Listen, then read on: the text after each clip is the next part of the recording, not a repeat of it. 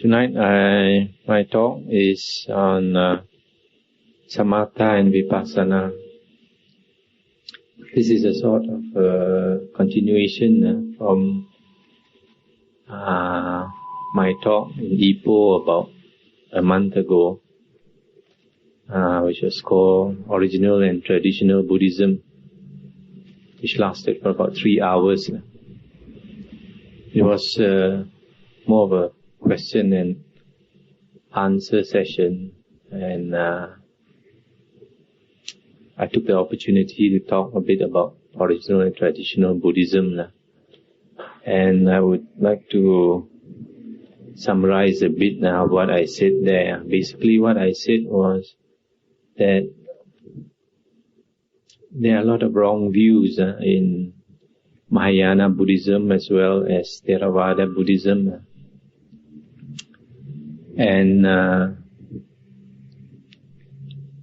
in Mahayana Buddhism, I think we don't have to mention that. In Theravada Buddhism, many of the wrong views come from the books that were written later. Because I mentioned that the original books were the Four Nikayas.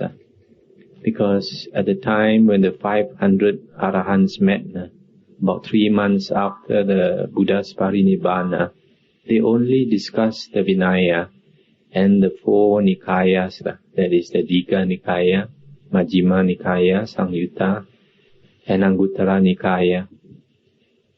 And it was later that there was a sudden mushrooming of books written later.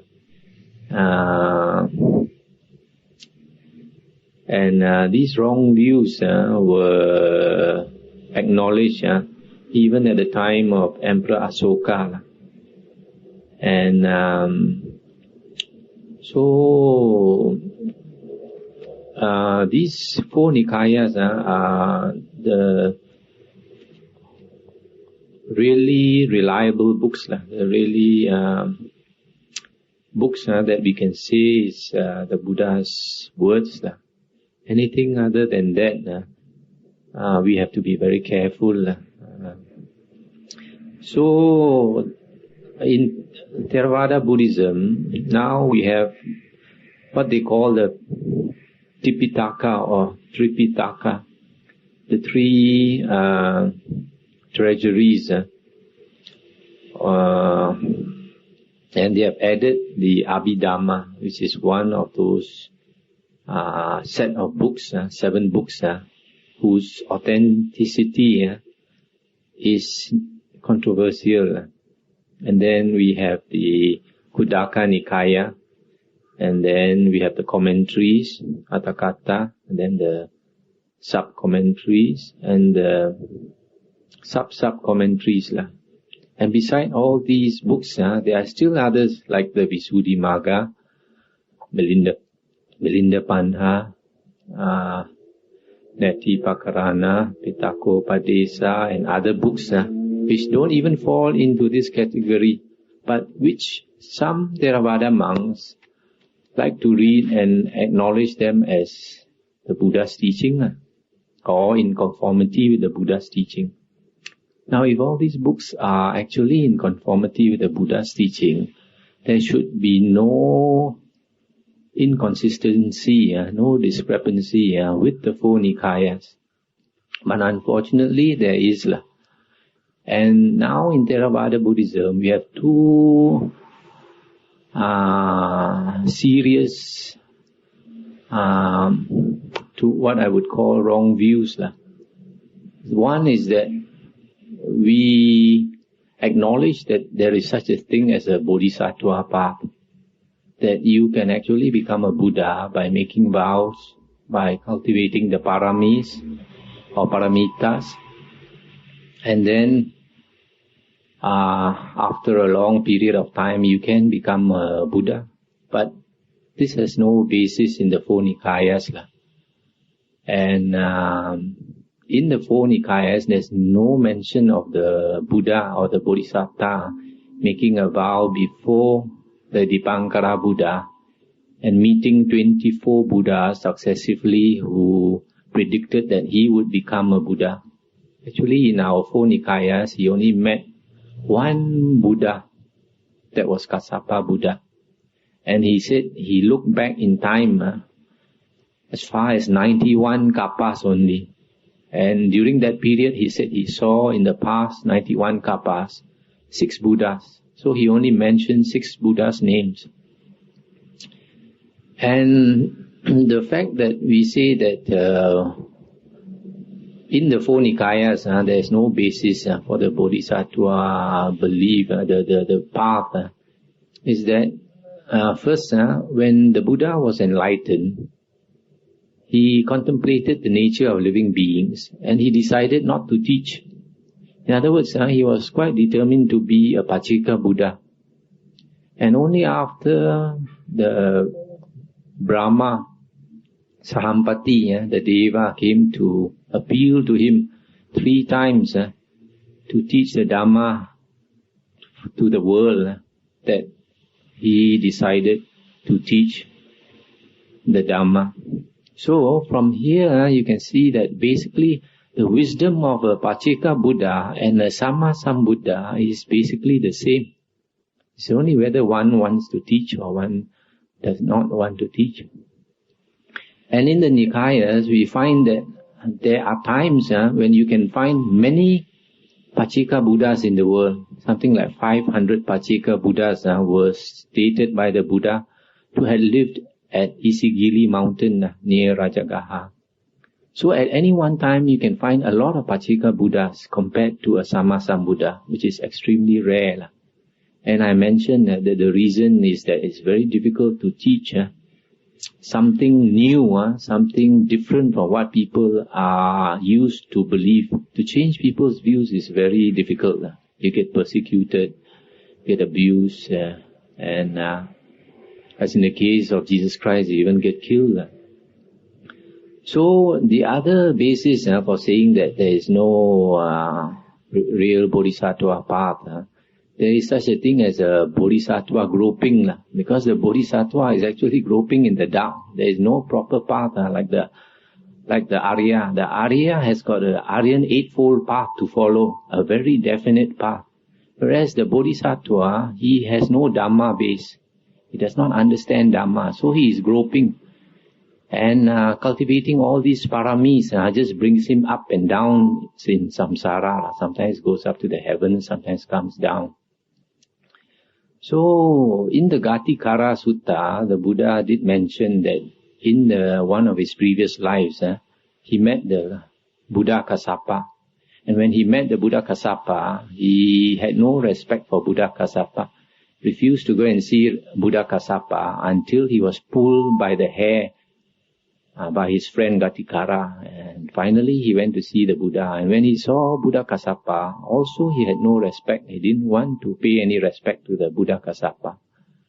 And then later, after Buddha Kassapa taught him the Dhamma, he changed completely, made a 180 degrees turn, and had so much faith in the Buddha that he was willing to renounce his Brahmin religion and become a monk. And that means at that time the Buddha entered the stream, the Bodhisatta. So after that birth, as Jyotipala, the Brahmin, he was reborn in the Tusita heaven. From the Tusita heaven, he came down to earth and became a Buddha. And that is logical. That means after he met the Buddha's teaching, he took another one more time, coming back to earth one more time to become a Buddha. And that's reasonable because the Buddha said a Sotapanna has at most 7 more lives. And these 7 more lives probably means 7 more existences on earth as a human being. So basically that was the first wrong view I mentioned. The second one was that very serious discrepancy now exists concerning Samatha and Vipassana. There is now found a general belief that there are 2 vehicles, what they call Samatha Yanika and Vipassana Yanika. And this has its origin in the commentaries. The commentaries say that in the Nikayas, there are two types of Arahant. One that cultivates Samatha meditation, another one that cultivates Vipassana meditation.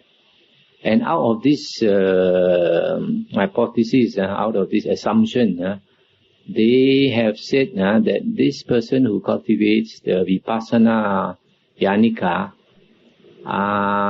he might be enlightened with the 4 jhanas, or 3 jhanas, or 2, 1, or even 0 jhana. Even if he has no jhana, he can still be enlightened. And this has absolutely no basis in the 4 Nikayas.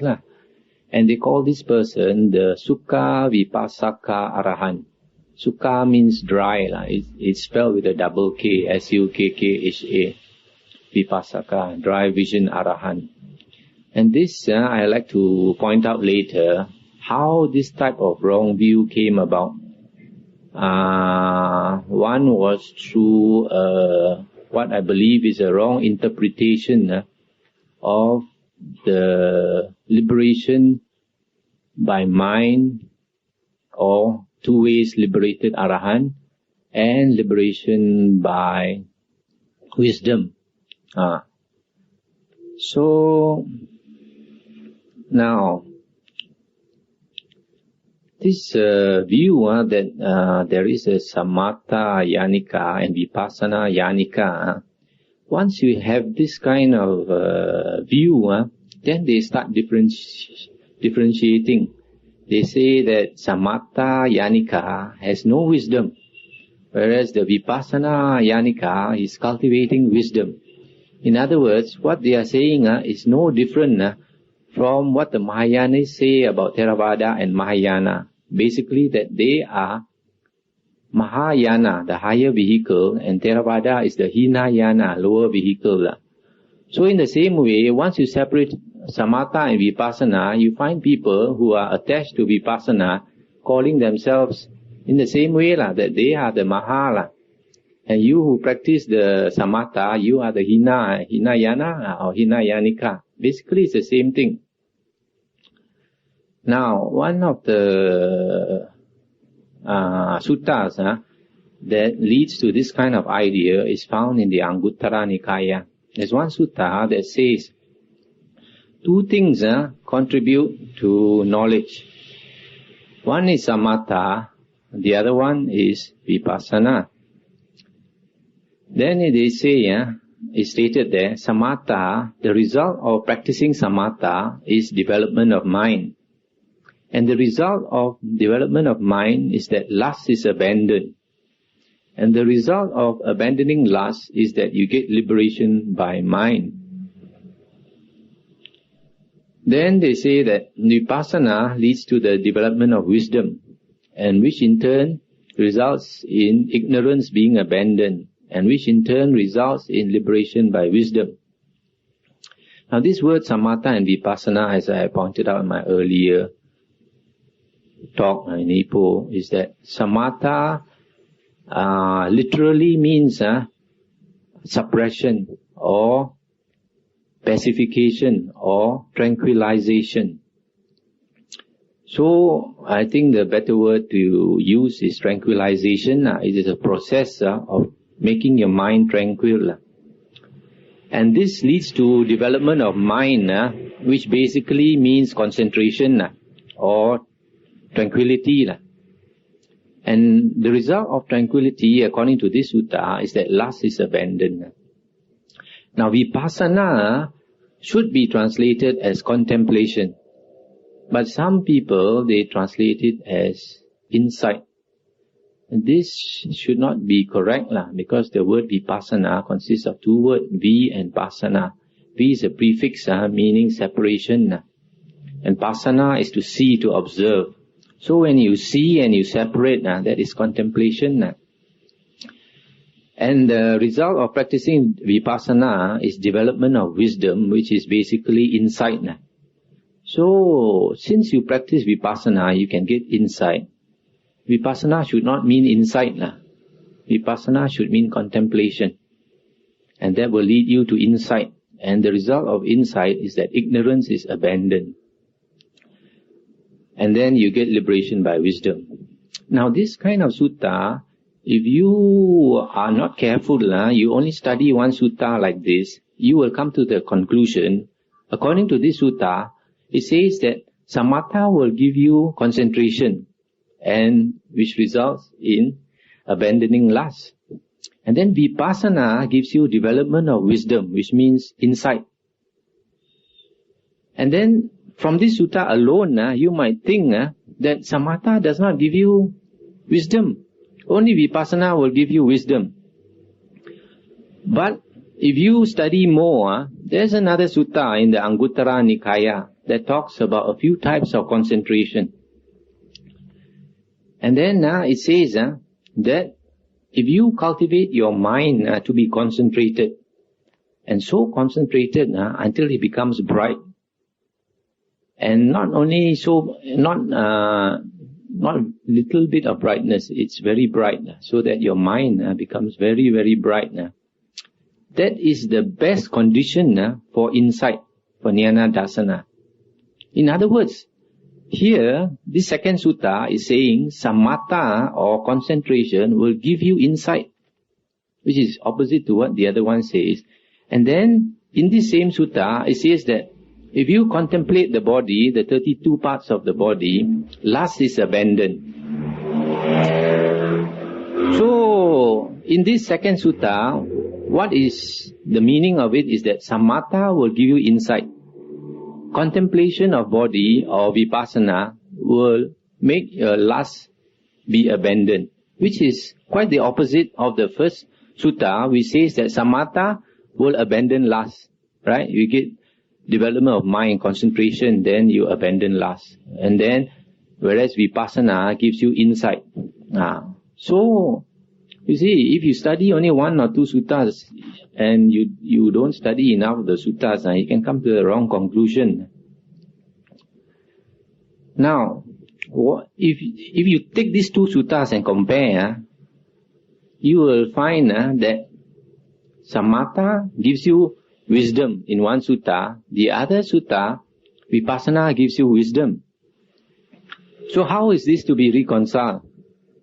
For this now, you have to see another sutta in the Samyutta Nikaya, which says that to get yatta bhutta jnana dasana, seeing things as they really are, there is a condition. It's not simply anybody can get yatta bhutta jnana dasana, seeing things as they really are. The condition for seeing things as they really are is samadhi. And samadhi is always defined in the suttas, in the Four Nikayas, as the four jhanas.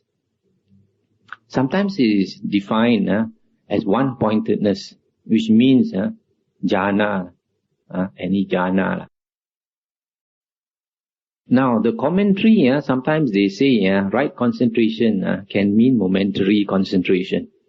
And this has absolutely no basis in our Nikayas. Momentary concentration is not even mentioned at all in the Nikayas, because the Buddha didn't consider it worthwhile mentioning. Why? Because momentary concentration is something that almost everyone has. It's not only when you read a book or you sit down to meditate that you have momentary concentration, All the time you should have momentary concentration, because if you don't have momentary concentration, firstly, you can't even make a proper sentence. That's not. To say a sentence that is coherent, that people can understand, you have to be able to place the words in your mind properly and utter them coherently so that people can understand, right? That needs momentary concentration. To eat your food, you need momentary concentration. Otherwise, you cannot put the spoon into your mouth, put it into your nose or into your eye, right? To walk straight, you need momentary concentration. Because you can see, a drunkard cannot walk straight, isn't it? You ask a drunkard to walk straight, he cannot walk straight. Why? Because he's got no control of himself. So momentary concentration is something that we use all the time. That's why in the Buddha's teaching, it doesn't amount to anything. And then in the other talk, I also mentioned that the Ariyan right concentration is the jhanas supported by the 7 factors. The other 7 factors of the Ariyan Eightfold Path. It's only when the jhanas are supported by the other 7 factors of the Ariyan Eightfold Path that it is very useful. Right? Then we use the jhanas in the right way, together with sati, together with right effort and all these things. And we get results in the Buddha's teaching.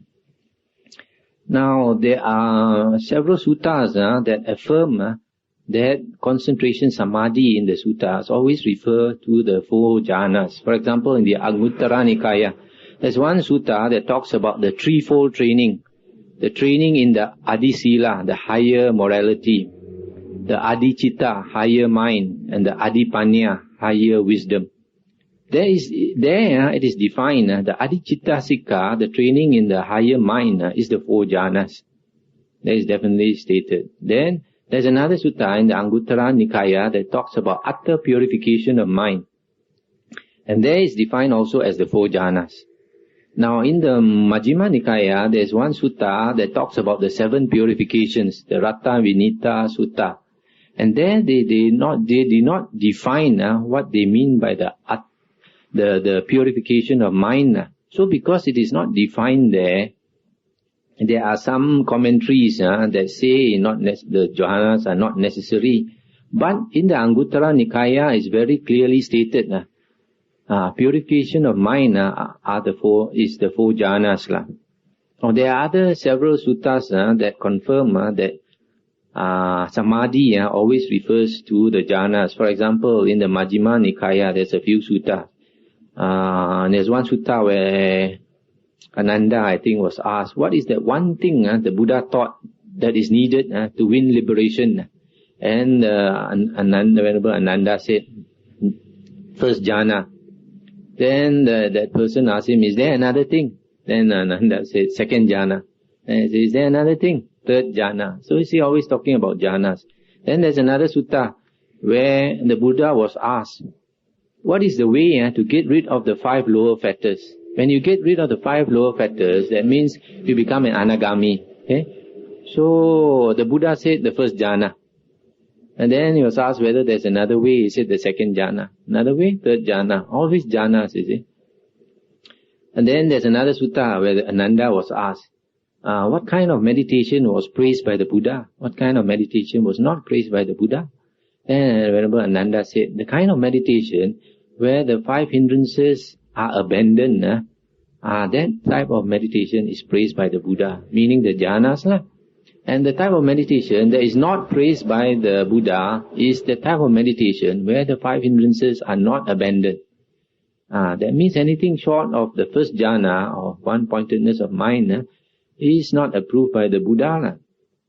Then there are, for example, others. In Anguttara Nikaya, the Buddha says, asava, truly I say, asava destruction depends on the first jhana.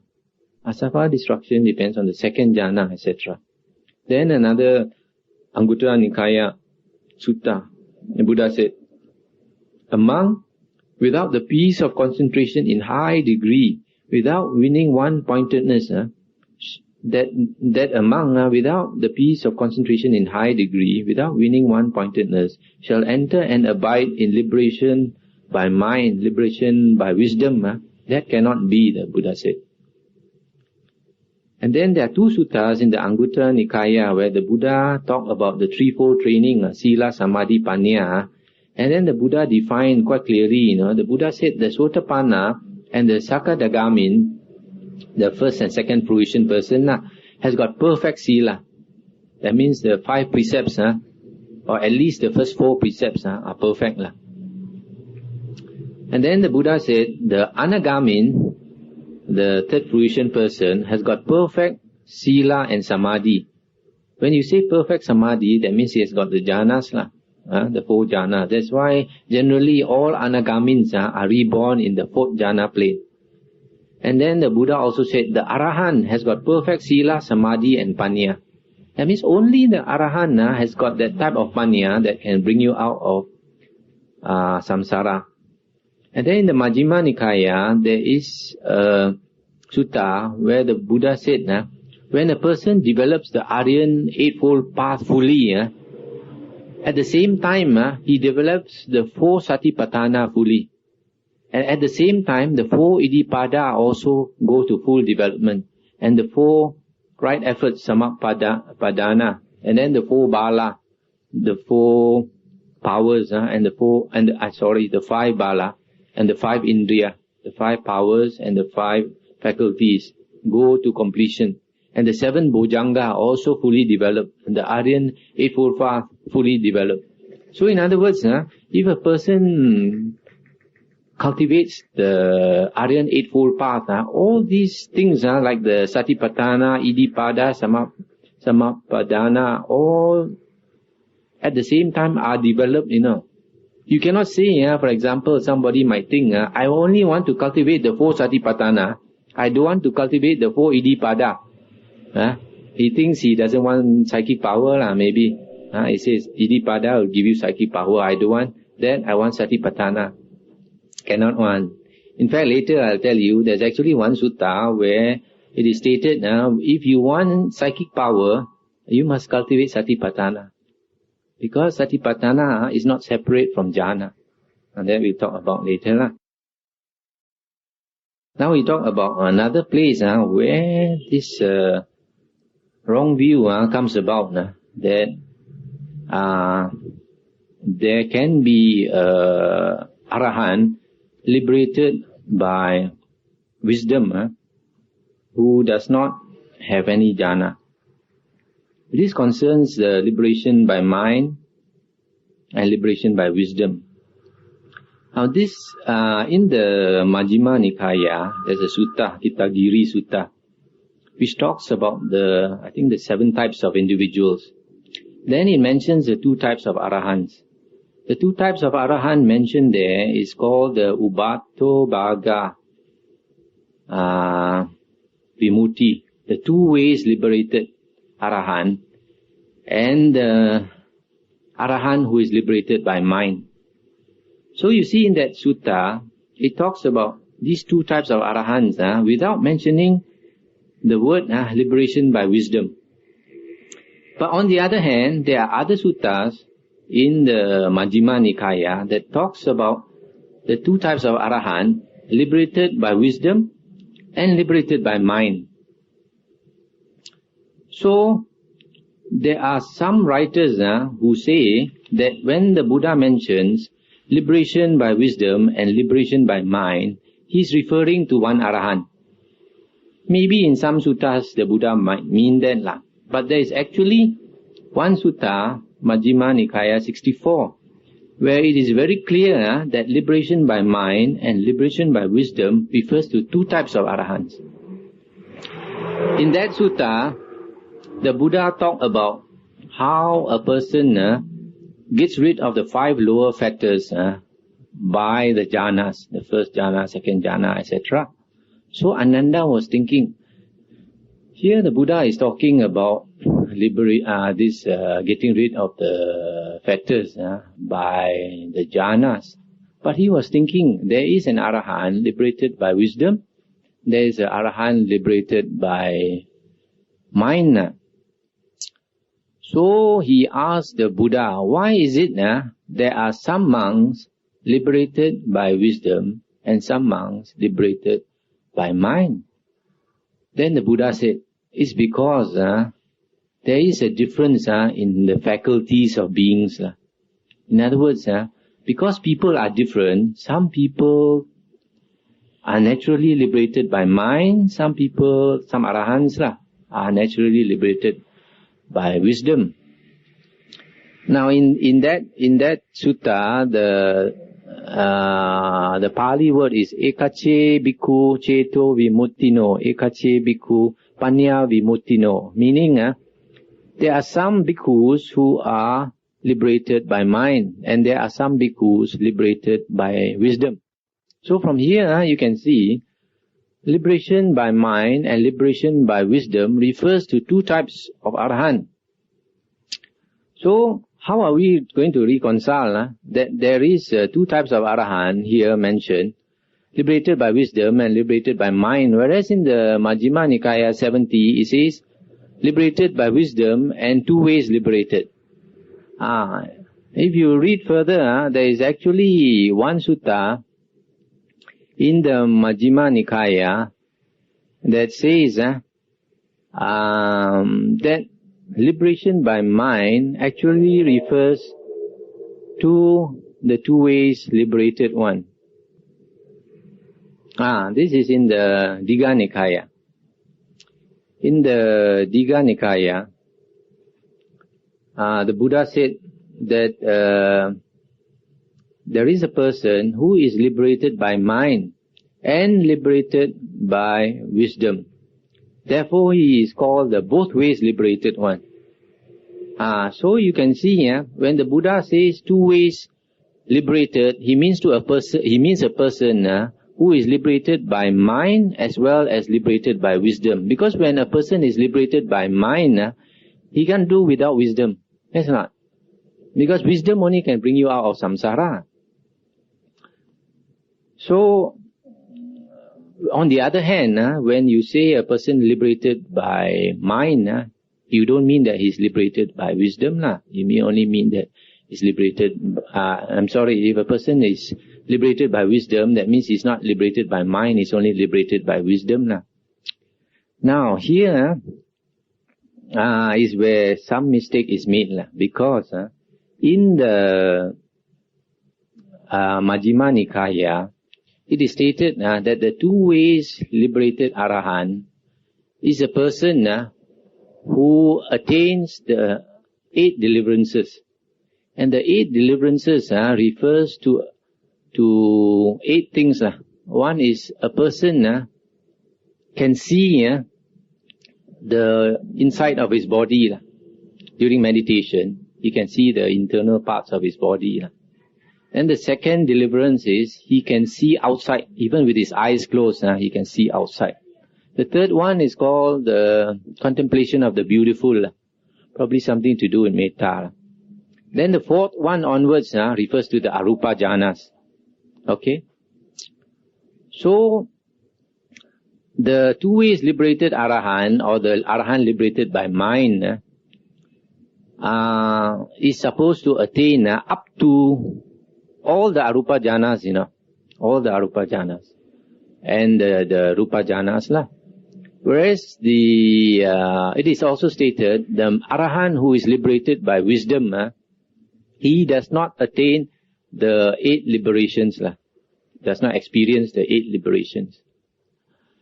So these people, because it is stated that the Arahant liberated by wisdom does not attain the 8 deliverances, they assume that he does not have the arupa jhanas, because the 8 deliverances refer to the arupa jhanas. So they assume that Arahant liberated by wisdom does not have the 8 arupa jhanas. This is a mistake, I will show you later why it's a mistake. And so they say, this Arahant liberated by wisdom can only have the maximum of the 4 rupa jhanas. And so that's why the commentaries say there is 5 types of this type of Arahant. One is he has attained all the 4 jhanas. One is he has attained 3, 2, 1 and 0 jhana. And this is a big mistake. Why? Because even in the commentaries, it is stated, under this Majjhima Nikaya commentaries, it is stated that if wisdom is to the forefront, such a monk is called liberated by wisdom. If his one-pointedness of mind is to the forefront, he is called liberated by mind. And then they continue. Sariputta was liberated by wisdom, and Moggallana was liberated by mind.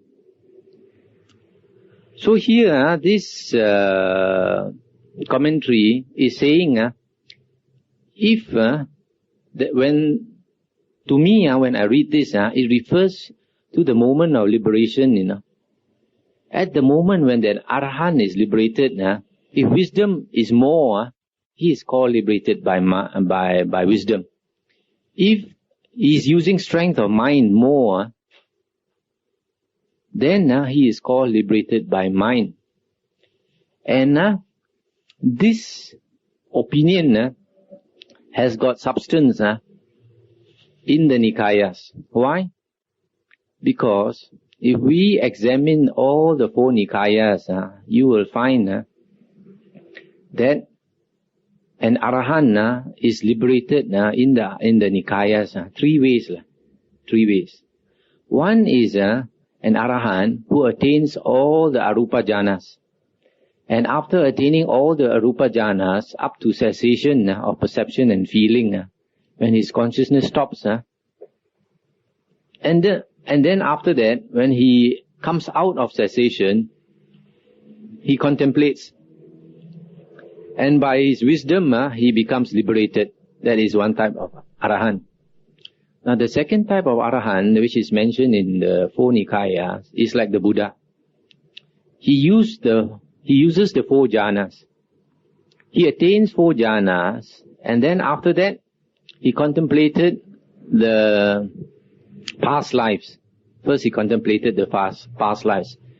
Many of his past lives. After that, he contemplated the arising and passing away of beings.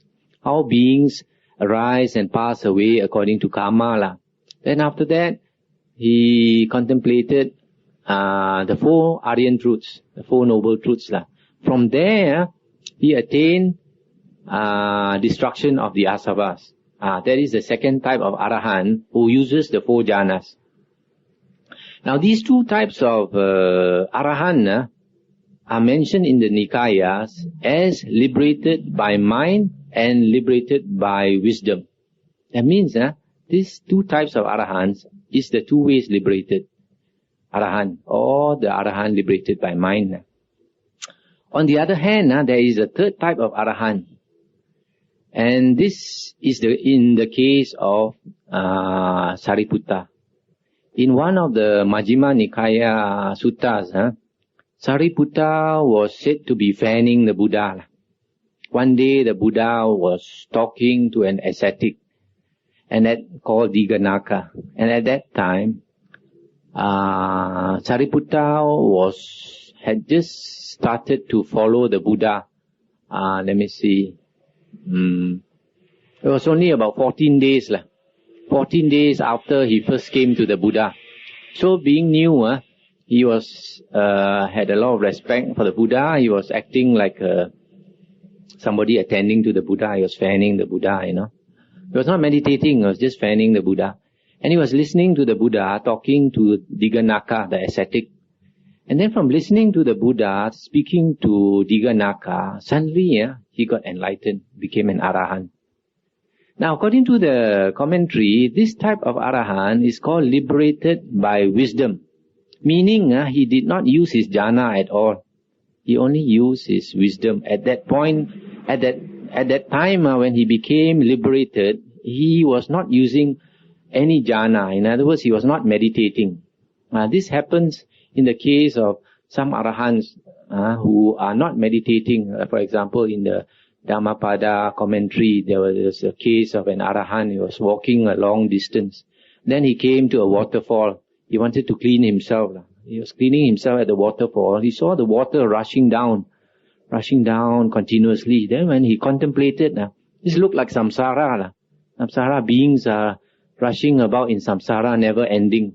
Suddenly, with that thought, he became liberated. This type of person is actually liberated by wisdom. He did not use jhana at the time he was liberated. But that does not necessarily mean that he does not have jhana, or he does not have arupa jhana. In the case of Sariputta, it is mentioned in Majjhima Nikaya, one of the suttas, when the Buddha praised Sariputta, he said Sariputta has got all the four jhanas and all the 8 jhanas plus the cessation of perception of feeling. In other words, all the 9 jhanas Sariputta has got. But in spite of the fact that Sariputta has got all the 9 jhanas, he does not have any psychic power. This psychic power depends on people. There are some people who can attain psychic power, some people who cannot attain. So in the case of Sariputta, he has all the jhanas, yet is called liberated by wisdom. This is where the discrepancy comes in.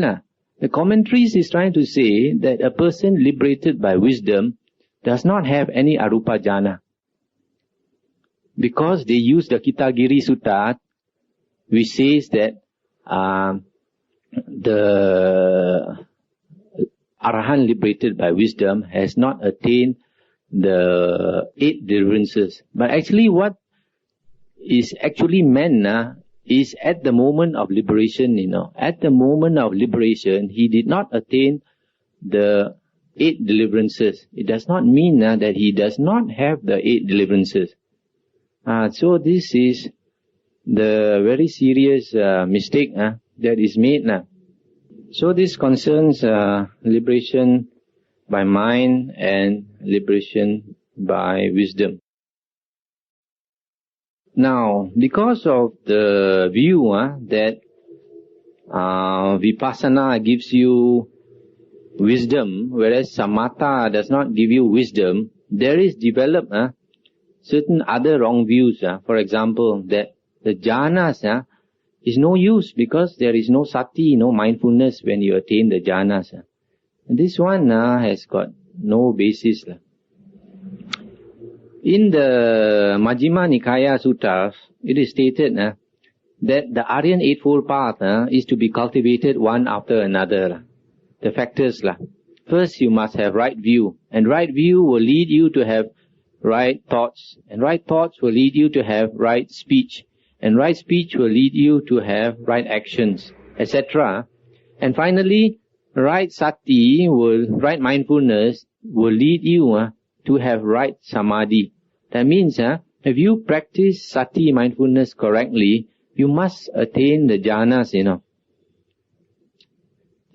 Now this is supported by a sutta in the Samyutta Nikaya, where the Buddha says, the unskillful monk, he contemplates body, feelings, mind, etc. But his mind is not concentrated. The hindrances are not abandoned.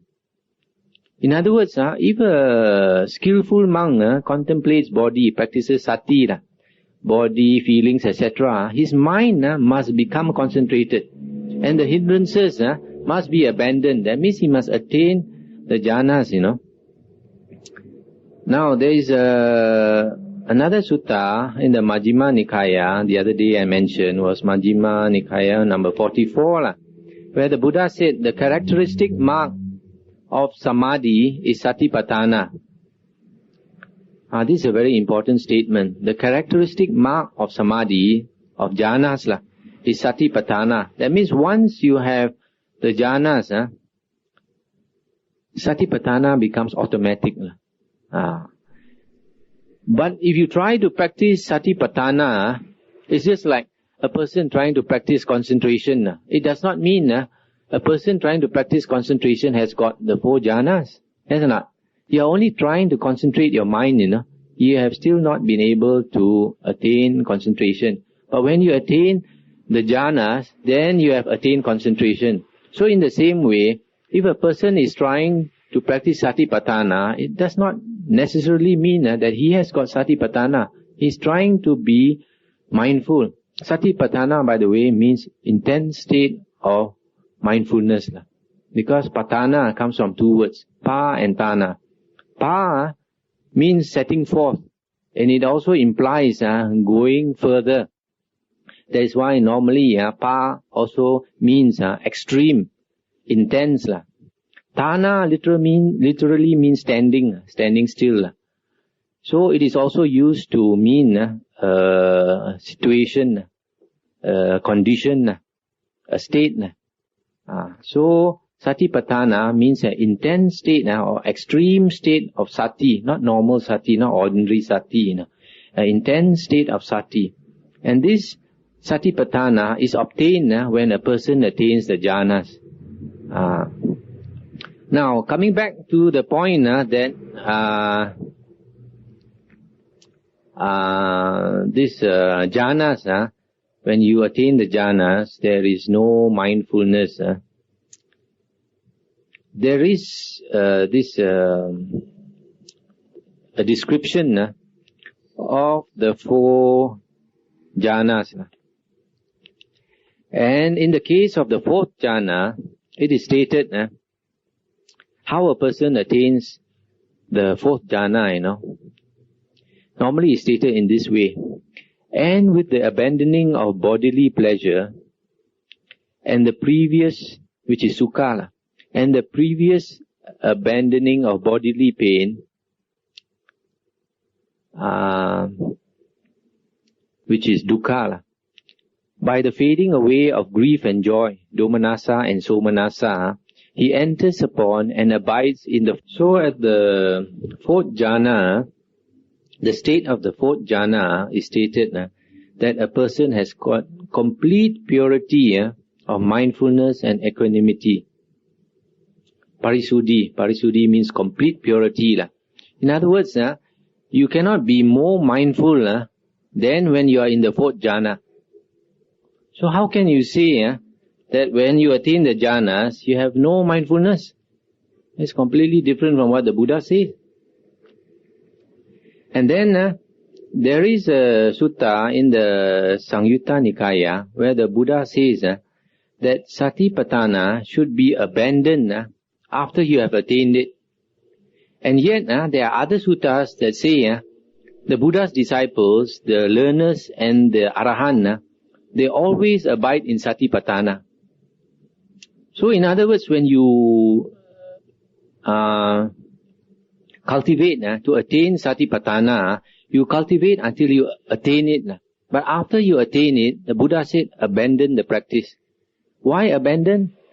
Because, as I stated just now, the characteristic mark of jhana is satipatthana. That's why you can abandon the practice of satipatthana, yet you still abide in satipatthana because it is automatic. That is the only conclusion, logical conclusion that you can draw. And then there's another sutta in the Samyutta Nikaya, in fact 3 suttas, where our Arahant Anuruddha was asked, why is it, can you please explain, what is the cause of your great psychic power? What did you cultivate to have such great psychic power? Because Anuruddha said he could see the whole world system so clearly, like in his hand.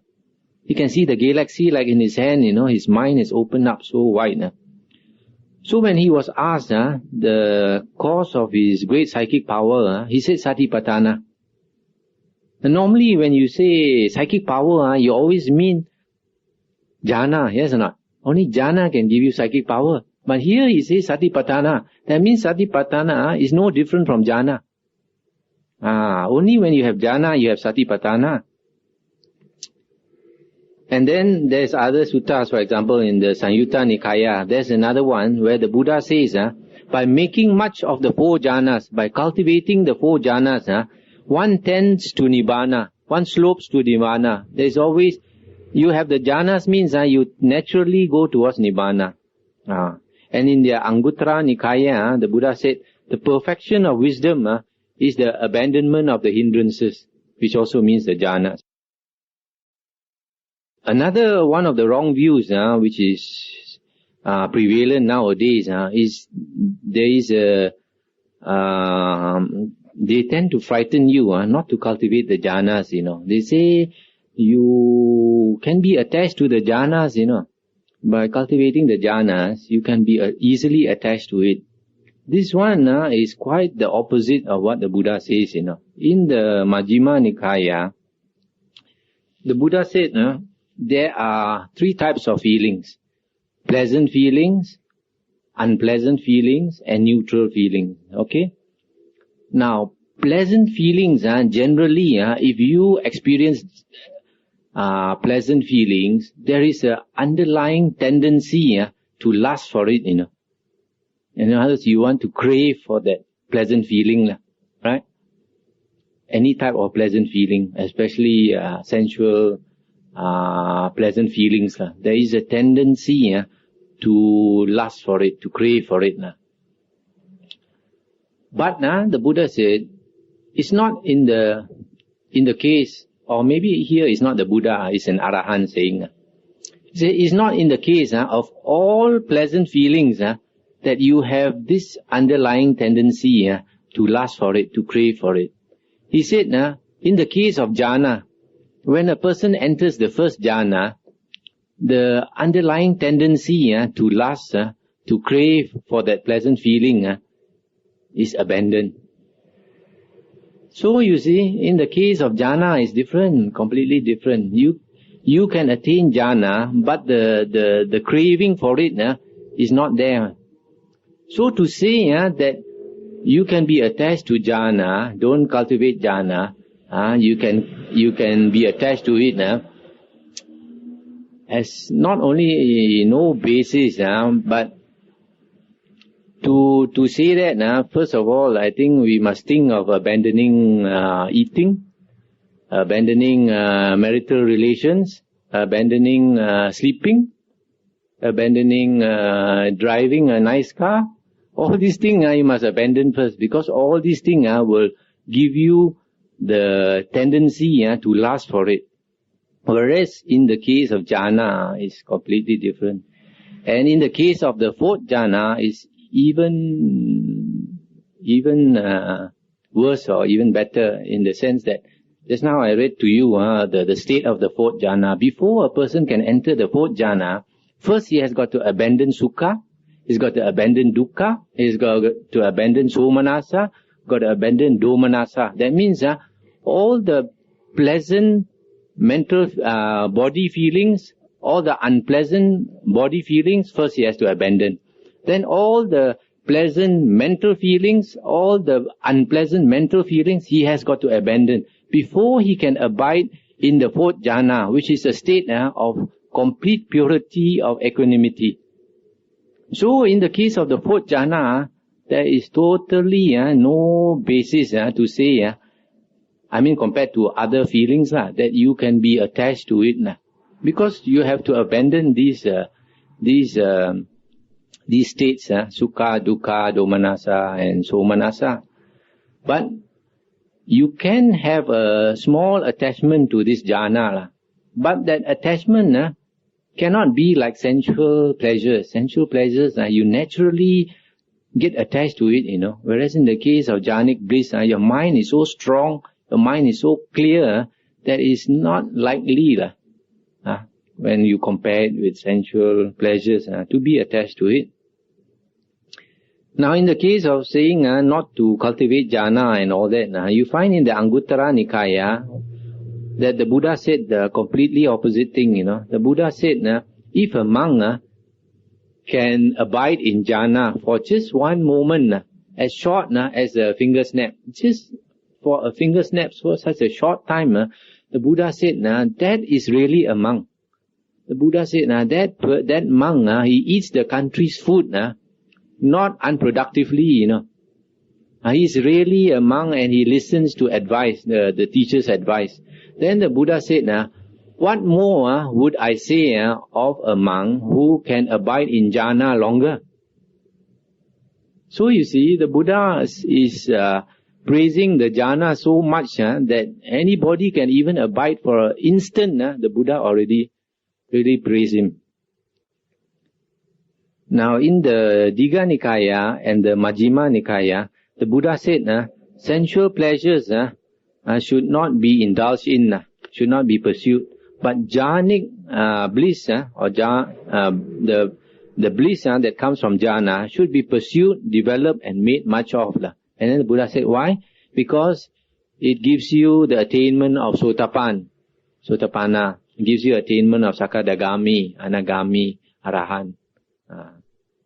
So you see, this again is opposite.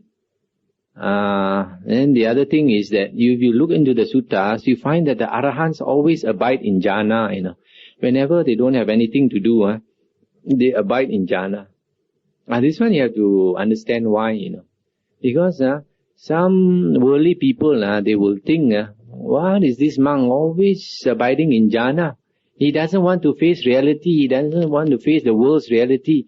He wants to run away and abide in jhana. Actually, if you really understand Dhamma, you observe carefully, you think carefully, you find it's the opposite, Because the Buddha said, our original mind is bright, is bright. And because of the extraneous defilements through the six sense organs, they pull our attention to the six sense objects. And because of that, our mind is defiled, by the six extraneous objects. So because of our attention being diverted to the six external objects, our bright nature of the mind is tarnished. We lose that brightness, So when we abide in jhana, our mind is one-pointed. Our attention is not diverted out through the six sense doors. What happens? The mind becomes bright. Actually, the definition of jhana, nowadays, they use all kinds of definitions. The last time it was very bad. They used to define jhana as trance. So people had the wrong idea that jhana is like a state of trance. It's very different.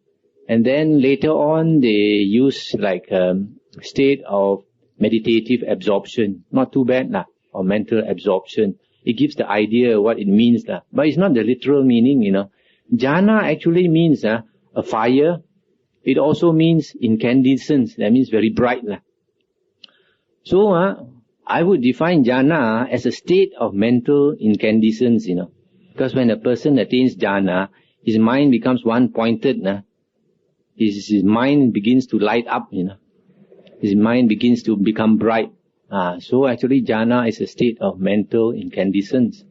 So when a person abides in jhana, he's actually going back to his original mind, So when we go back to our original mind, if you understand the state, you will come to realize that the world is actually like a dream, What we see, what we hear, what we smell, etc., these are all the creations of the mind. Because of past karma, it has been programmed into our mind, And because of the past karma, the mind creates an object for you to see, creates a sound for you to hear. That's why life is not much different now as when we are dreaming, right? When we are in the dream, it's real just like now, right? It's only after you wake up, then you realize, why was I so excited just now? Why was I so frightened? Why was I so upset? It is only a dream, right? So in the same way, now the world is so important to us, everything seems real. But actually, to the Arahants, the world is not real, the world is just a dream only. That's why they don't want to abide in the world, they rather abide in the jhana. We don't understand. We think this fellow is running away from the world.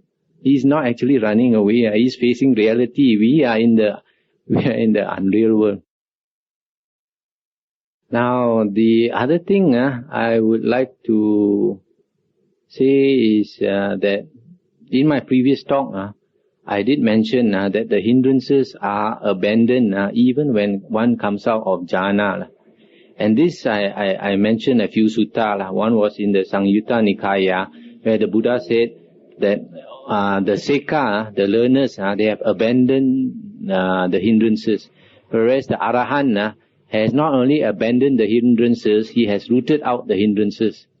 And then in the Majjhima Nikaya, the Buddha told a group of new disciples, he said, as long as you have not attained to piti and sukha, you will still be continually, persistently troubled by the sensual desire and all that. It's only the hindrances. It's only when you have attained to piti and sukha that the hindrances go away so that you are not always troubled by them. And a few other suttas indicate that to me that the hindrances are abandoned even out of jhana. And some people may think it's very strange. Actually, it's not very strange, because in the sutta, the Buddha said, when you listen to Dhamma, for example, the Buddha or his disciples speak Dhamma, if you listen, you pay your attention to Dhamma, at that time the hindrances are abandoned. And the 7 bojjhanga go to completion, From there you can understand why some people, when they listen to Dhamma for the first time or second time, they enter the stream, Usually when they listen to the Buddha speaking, after that the Buddha said, few hundred of these people all entered the stream already. You see? No meditation. Just listen. So you see, it's not very difficult to abandon the hindrances. And in the Digha Nikaya, the Buddha talked about his disciples who cultivate the spiritual path.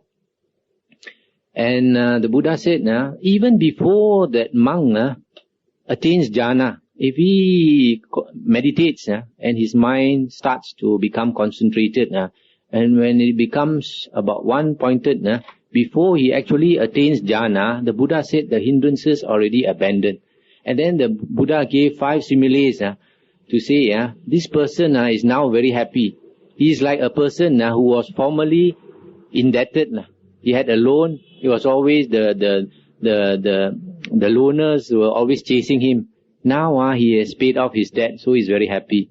Or a person who is sick, after he has abandoned the hindrances, he's no more sick. Or a person who is in jail, he is now released from jail. All these show that even a person, before he attains the jhanas, actually the hindrances already abandoned. You see? And to me, it doesn't mean that it's only abandoned short while. If it's only abandoned short while, why the Buddha said now his loan already paid off? Well, he's no more sick. He's been released from jail. All those similes tend to show that it means for good. I mean, as long as that person continues to practice, as long as he can attain that state of concentration whenever he likes. Because our mind is made of habit. If we want to concentrate our mind, initially it's very difficult. But if you keep on at it, then once you can attain it, and then if you keep on practicing, it becomes a habit. And then the mind will incline that way. Now the other thing I like to mention is this interpretation of Nama Rupa. Nama Rupa has very often been translated as mind and matter, or mind and body. Now, to me, that seems to be a wrong translation, because there are several suttas that indicate so. Now, in the Samyutta Nikaya, Majjhima and Digha Nikaya, they define what is Nama Rupa. Nama is defined as contact, feeling, perception, thinking and volition. Contact, feeling, perception, thinking, volition.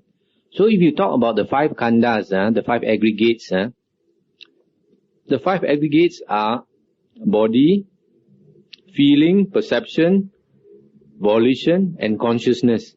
Okay? So normally those last 4 things, feeling, perception, volition and consciousness is said to be mind, the mental partner. Okay? Now when you look at Nama, it does not have consciousness, Okay, it does not have consciousness. So if Nama does not have consciousness, how can it be mind? Okay? Now Rupa is defined as the 4 great elements, earth, water, fire, wind, and the materiality derived from them.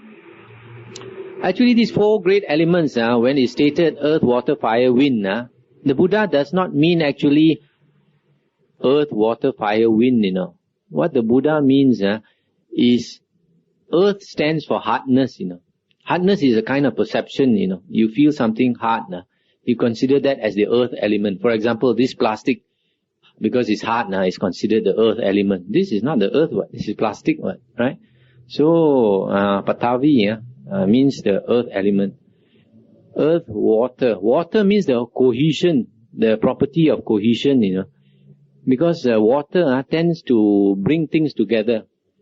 For example, our body, because it contains water, we have a certain form, But if you take away all that water, this body will crumble, It cannot stand up, It cannot come together, Water has got the property of cohesion. Earth, water, fire. Fire is heat, Heat or cold. Cold is absence of heat. Earth, water, fire, wind. Wind is motion. So these are behaviors, behaviors, these four things. Now, Nama Rupa, it is stated in the Samyutta Nikaya.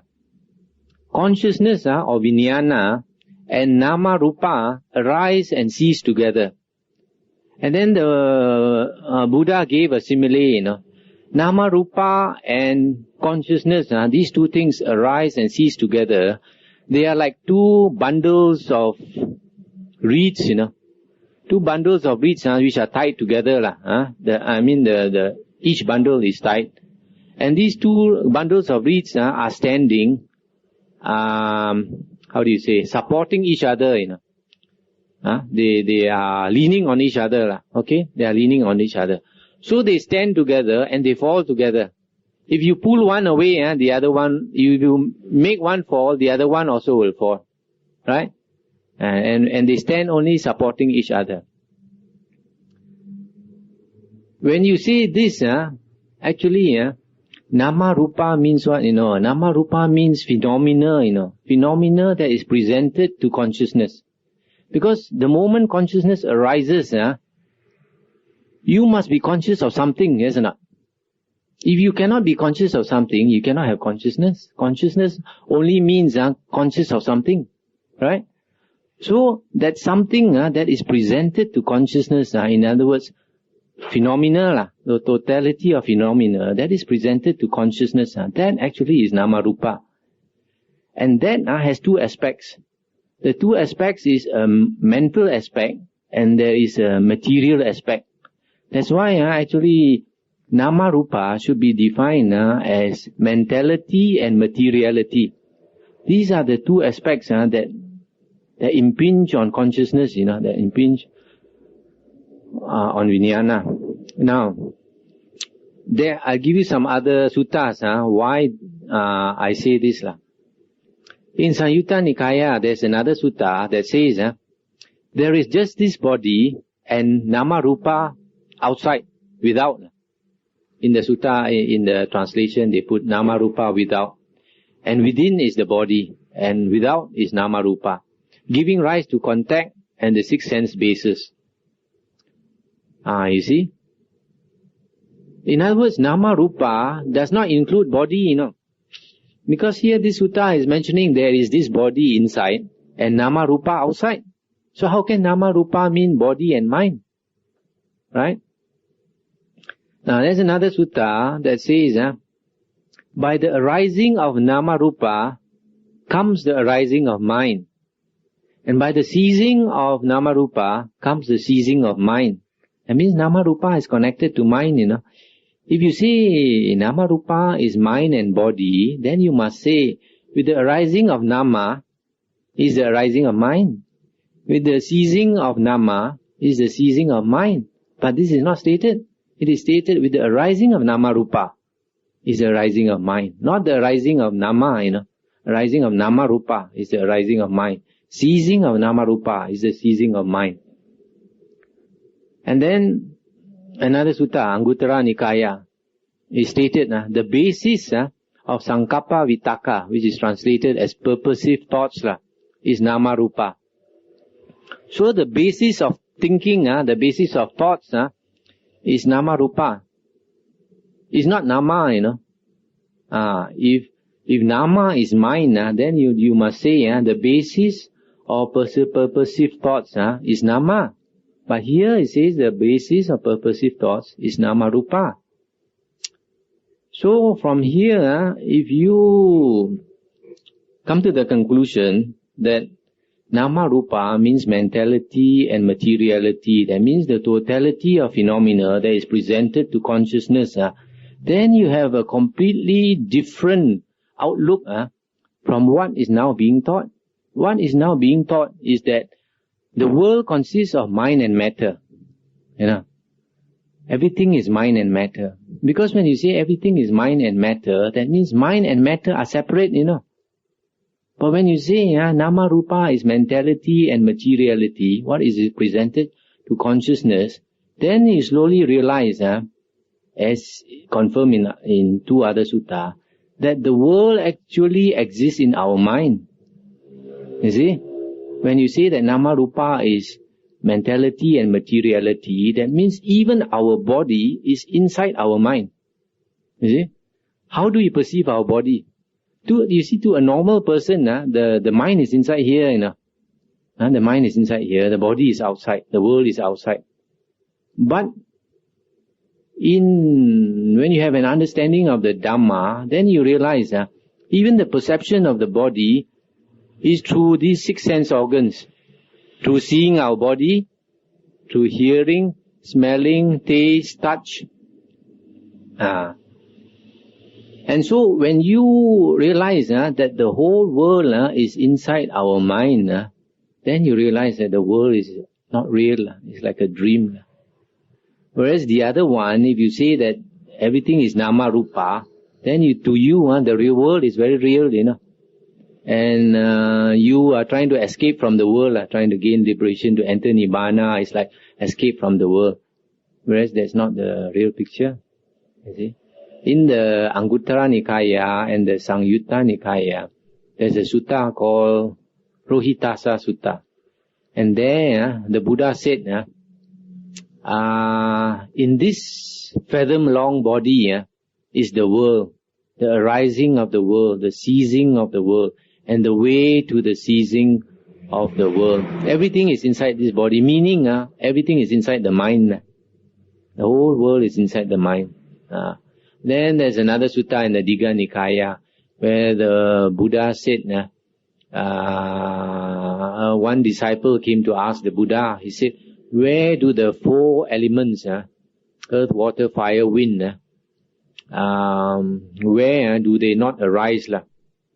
Where is there no suffering, no birth, aging, dying? So the Buddha said, you asked the question wrongly already. You should not ask this way. The Buddha said, you should have asked, where do the four great elements have no footing to arise? Then the Buddha said, the four great elements, in other words, the world, has no footing to arise, no support to arise, when consciousness ceases, when consciousness stops, There is no long or tall, long or short, there is no big or small, there is no Nama Rupa, the consciousness ceases altogether. But although consciousness ceases, then the Buddha said, consciousness is like non-active, non-manifestative, but consciousness is still bright and boundless, So Nibbana is a state where the consciousness is bright and boundless, but it has stopped working. It is no more active. Is stopped manifesting anything for you to see, to hear, etc. That is a state of Nibbana. So when we go back to Nibbana, actually we are not running away from reality. We are going back to reality. Only this world only is not real. Then the other last thing I want to mention is that there are many wrong views in the Abhidhamma, which in my previous talk, you should listen to my previous talk, the one in Ipoh, I mentioned three serious things wrong with the Abhidhamma. One is that it is stated that path moment and fruit moment, they follow each other immediately. In the moment you get path, the next moment you get fruition. And I mentioned three suttas where we shows that the path attainer does exist. It's not that he does not exist. He does exist. Three suttas were mentioned. And then the others wrong view I mentioned was that they said when the Abhidhamma was taught, about 800 million devas became Arahants. Something like that. 800 million devas became Arahants. Whereas there is a sutta that says all Arahants attain their end here. That means as a human being. In other words, only human beings can become Arahants. You cannot find any deva that can become an Arahant. The most, the Deva is like the Sudavasa abode Devas, the Anagamis, they will enter Parinibbana in the heavens, in the Sudavasa abodes. But they don't become Arahant. They just enter Parinibbana. So somebody, they don't understand, they ask me, why? When the person enters the Parinibbana, that means he's been Arahant. I say, no. It's like this. When there is a being, when there is a person, then you can talk of that person as being a man or a woman, male or female, or a Putujana, or a Sotapan, a Sakadagami, Anagami. Only when the person is alive you can describe him in various ways, yes or not. When the person enters Parinibbana, there is no more person and no being. So how can you talk about an Arahant? There is no being in the Parinibbana. How can you say as an Arahant? Yes or not? So the third thing I mentioned was wrong with Abhidhamma was concerning the Bhavanga state. That Bhavanga Chitta, sometimes it is called Bhavanga Sota, the stream of Bhavanga. This is not mentioned at all in the Nikayas about Bhavanga. And not too surprisingly, if you study Mahayana books, you find that there is a similar teaching about the seventh and eighth consciousness. And the concept in the Mahayana teachings about the seventh and eighth consciousness is very similar to the Bhavanga Chitta. They are trying to explain a subconsciousness below our normal sixth consciousness, and also an unending stream. So this thing was something that developed later. And I explain why this Bhavanga teaching has no basis, because they are trying to say that the Bhavanga Chitta takes for its object. In other words, it's the cause of its existence is the last thought of the last thought of the previous life. And I said, according to Paticca Samuppada, something ceasing cannot give rise to something arising. Something in Paticca Samuppada, the law of dependent arising, when something ceases, something else must cease, or several other things cease. When something arises, something else arises. So now they are saying that the last thought of the previous life ceases, then you say the Bhavanga consciousness arises. This is contrary to the Paticca Samuppada. The other thing is, they used to think that when a person sleeps, he does not dream. What happens when a person sleeps is that this Bhavanga consciousness continues to run. It's just a passive state. And this now is totally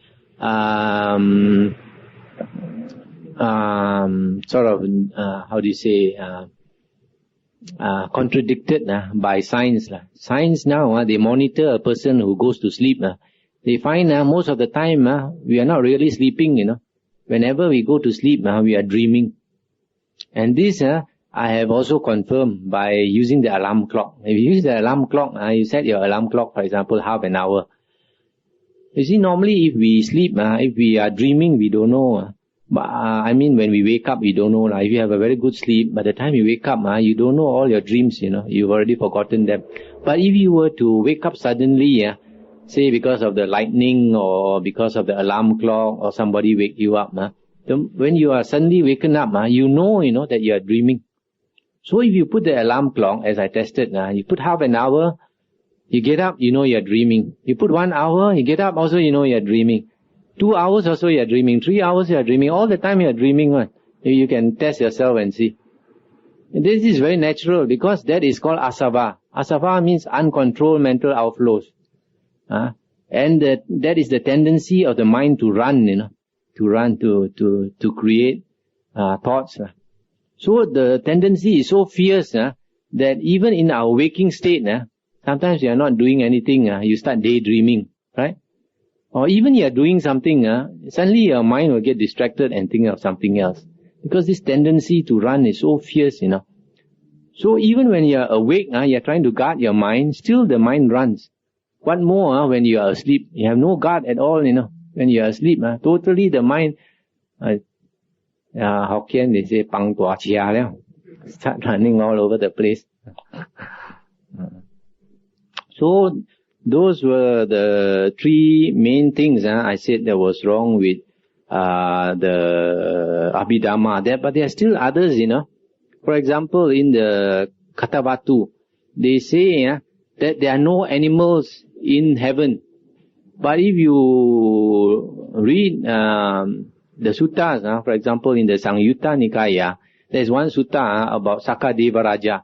One day he went out roaming, and usually he rides in a horse carriage, which is pulled by 1,000 white horses, So he has a driver called Matali. So they were going out, having a good ride. Then suddenly the Asura saw them. When the Asura saw them, they thought, Sakadeva Raja is alone. It's a good chance to capture him, So the big group of these Asura started chasing Sakadeva Raja. So he had to run for his life, because they always at war. So his horses were running very fast, these 1,000 horses. And then suddenly, Sakadeva Raja saw in front of him a lot of trees, a lot of trees. And on those trees were a lot of bird nests. These Garuda birds. So Sakadeva Raja suddenly shouted to his driver Matali. He said, turn, turn, turn. He said, otherwise you continue full speed, you will hit the trees and kill the birds. So he said to turn. So this Matali, the driver, quickly turned the horses. So the 1,000 horses, very obedient, made a turn. And then when turn went sort of 180 degrees, go stun. So when the Sakadeva Raja made a turn like that, the Asuras got alarmed, Suddenly he's making a turn, there must be a lot of Deva behind him. So they panicked, they also turned and ran away. So from this sutta, you find there are horses, there are birds, and then there are other suttas that talk about Naga. Nagas are snakes, And in the Vinaya, there's a true story about a Naga. Naga is a heavenly being, but basically is an animal nature. So this Naga, he wanted to cultivate because he was ashamed of his snake body. And he wanted back a human body or to go to a higher birth.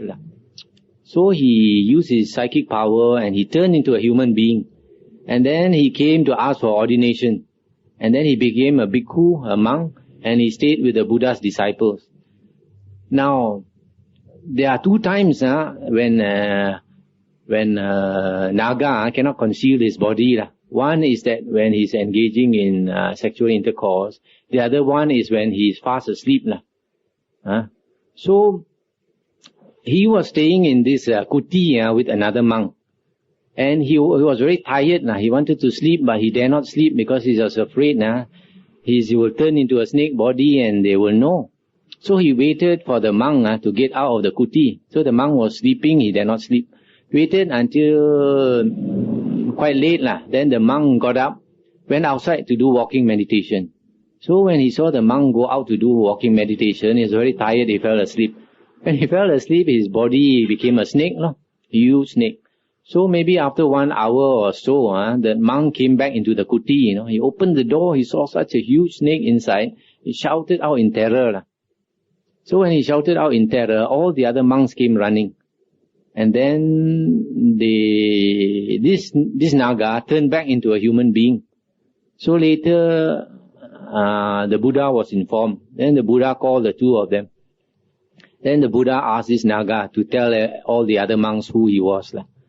So this Naga had to explain. He said, I'm a Naga.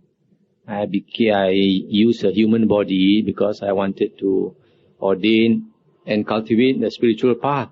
Then the Buddha said, no use. Buddha said, no use.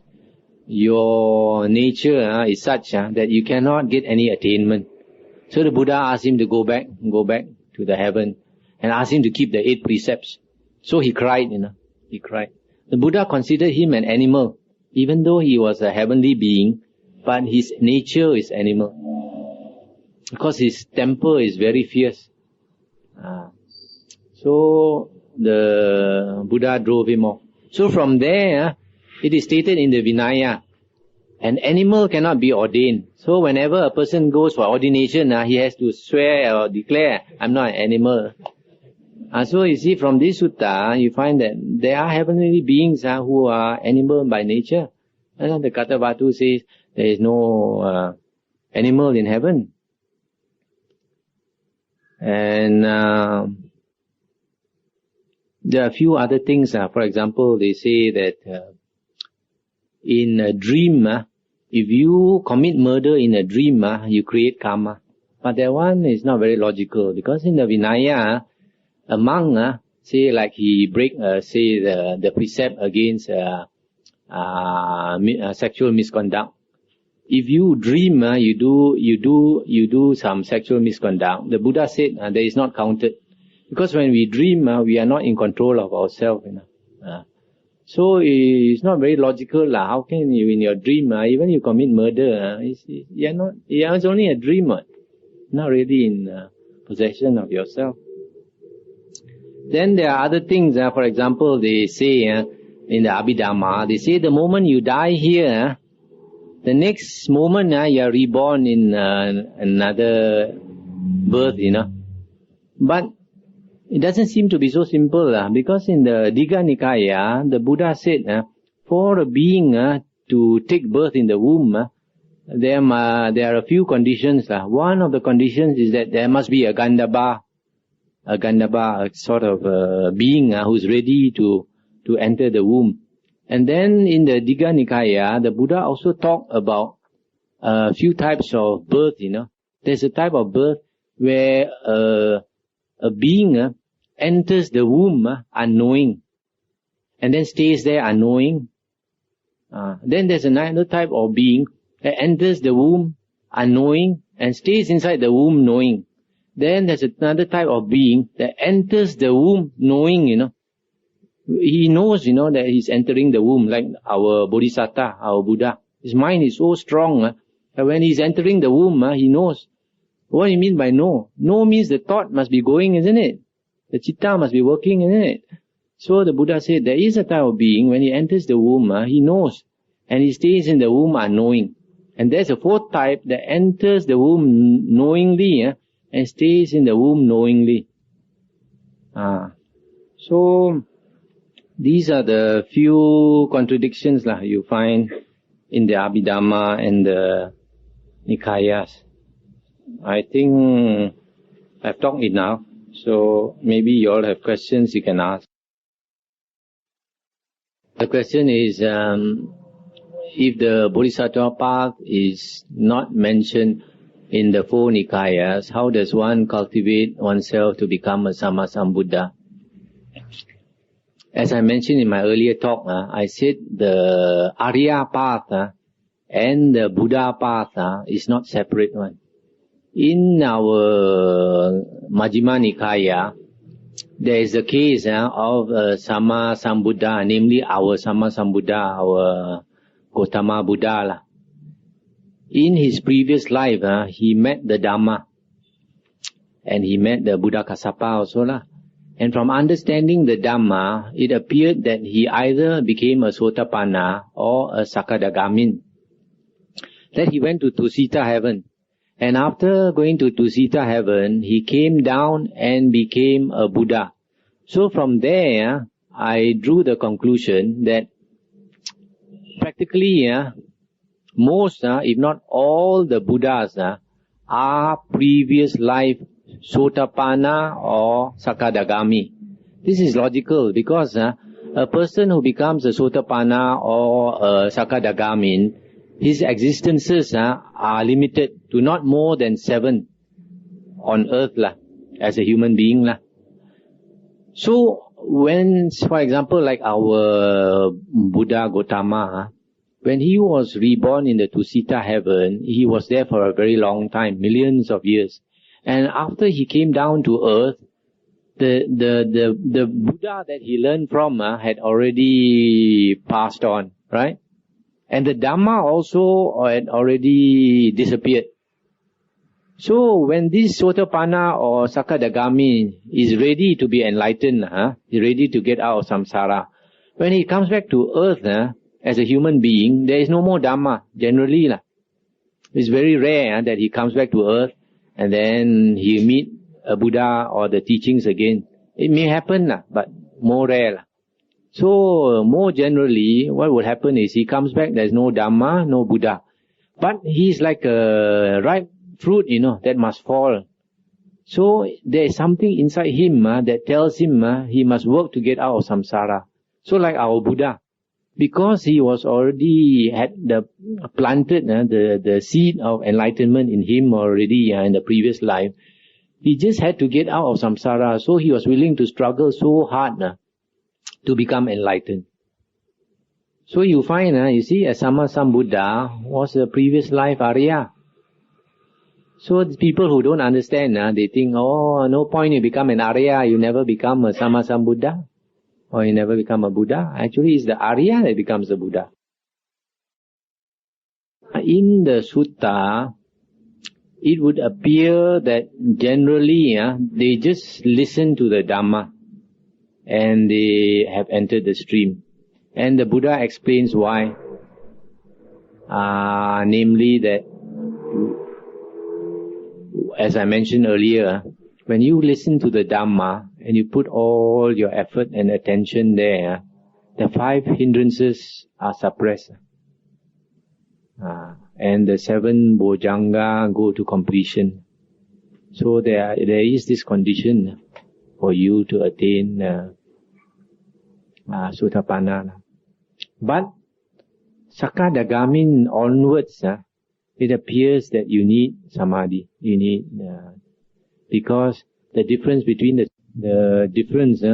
between the first and second fruition person is that the second fruition person has the first fruition person has abandoned, or he has destroyed the 3 fetters, the first 3 fetters, whereas the second fruition person has not only destroyed the 3 fetters, he has weakened sensual desire or sensual lust and ill will. Now, to weaken sensual lust and ill will, you actually need Samadhi. You see, like this anger, many people, many of us, we have anger and sensual desire. And some people say you have to be mindful. You be mindful, then your temper won't arise. But this being mindful, you cannot control one, When somebody says something nasty to you, the first thing that will happen is that your feeling will arise first. Feeling in the Nikayas, feeling arises first. Then after that, perception. Then after that, thinking. Then after that, volition. It comes in this sequence, So, where do you have time to control your anger? The moment you hear something, the anger already arose. You see, so mindfulness in this case is not very useful. So it depends on your hindrances, If your hindrances are very strong, when your anger arises, you touch the ceiling. Whereas another person, if your hindrances are not very strong, when your anger arises, it doesn't go very high. Because it doesn't go very high, you can still control. In the sense that you get angry and then you decide what to do. Better walk away. Whereas another person, when his anger goes up the ceiling, then the first thing he might use his hands and feet and all these things. Like many years ago, I read in the papers about one man, a young man. His father scolded him. He was so angry, he took the parang and killed the father on the spot. So you see, at that moment, when the person is so angry, his mind was completely overcome by the anger. So he's temporarily insane.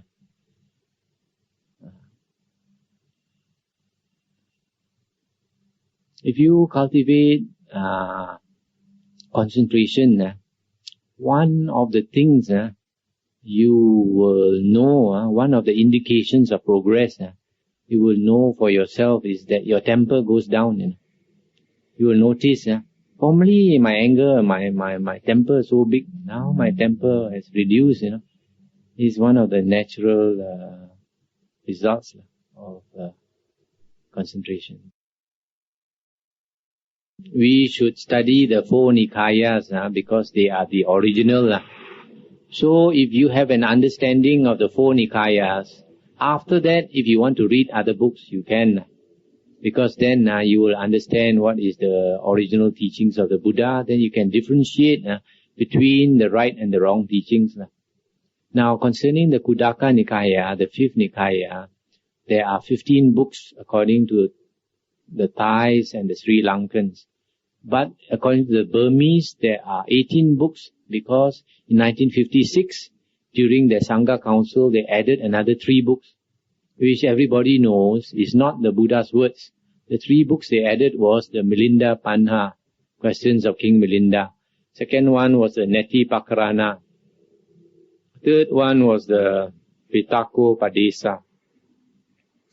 So, you see, these books, although they know that they are not the Buddha's teaching, they still added them, which is very unfortunate, because it will create confusion a few hundred years from now.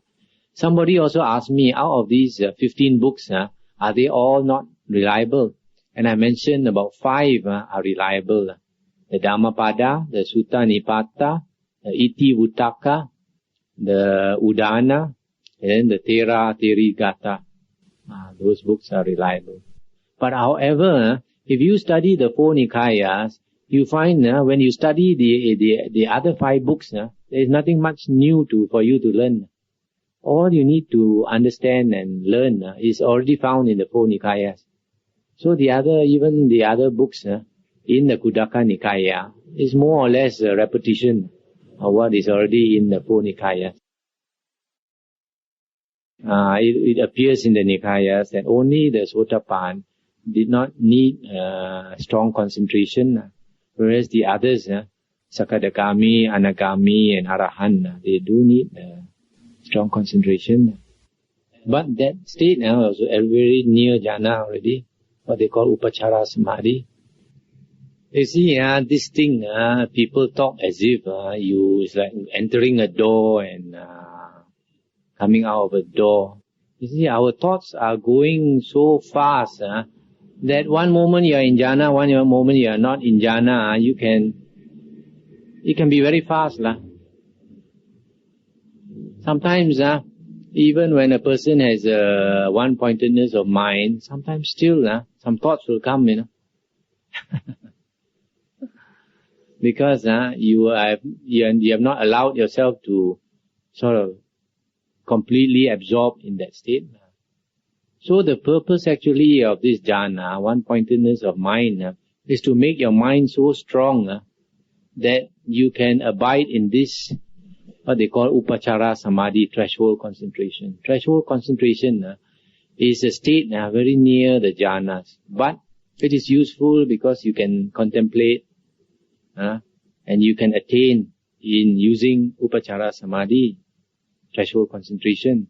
But if you don't cultivate the one-pointedness of mind, the jhanas, you don't have enough strength, In the Visuddhimagga, they give a simile of a person who attains Upacara Samadhi, like a small baby trying to stand. The small baby, the legs are very weak. The first time he stands up, he cannot stand up long. He will topple, sit down. He stands up a short while only, then he has to sit down. Yes or not? So that is what happens when a person's mind has not been trained to be strong enough.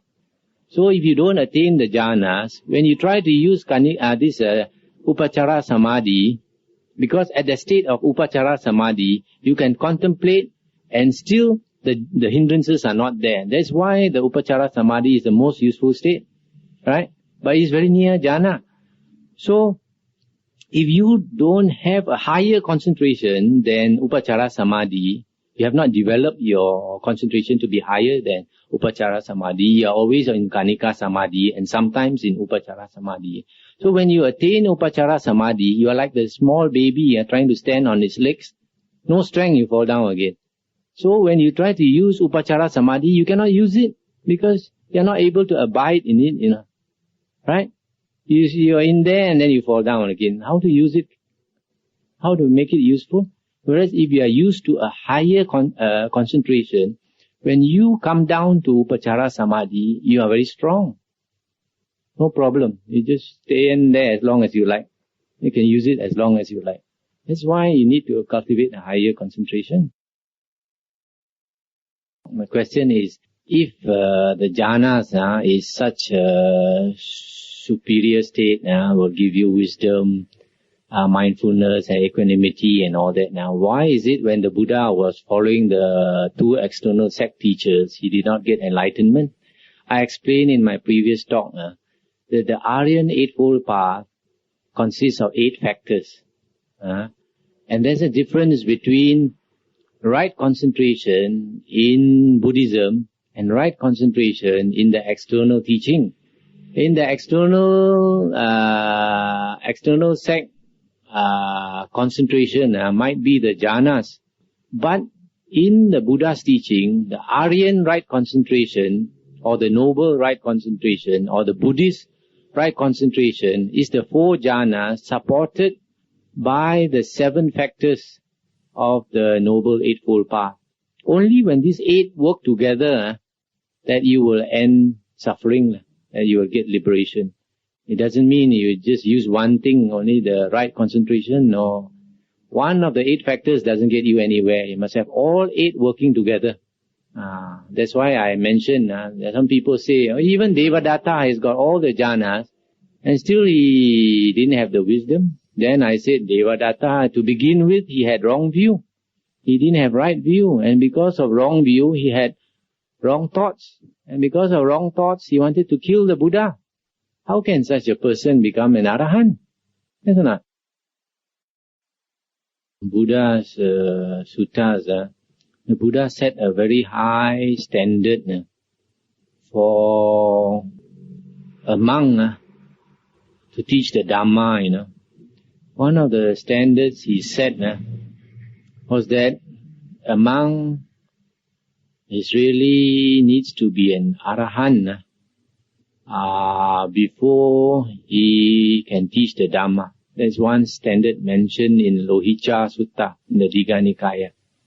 The other standard which was mentioned by the Buddha was a person should attain jhana before he can teach. In other words, the Buddha mentioned if a person can teach jhana to somebody else, then only he is qualified to teach. So, you see, because these standards are so high, nowadays, maybe it's very difficult to get a monk who can comply with this type of standard. But because it's very difficult to get a monk to attain up to this type of standard to teach, monks who are not up to that standard can teach, because there's no other people to teach. But the point is, because the Buddha has set the standard, it shows that you need to be very, very clear about the Dhamma Vinaya before you can teach. You see? Otherwise, if you teach something wrong, you are creating very, very bad karma for yourself. It's stated very clearly, in the, I think, Anguttara Nikaya. The Buddha said, if a person says, teaches this wrong Dhamma, he's creating extremely bad karma for himself. So, because of that, we need to be very, very careful, You need to investigate a lot, and be quite sure what we teach.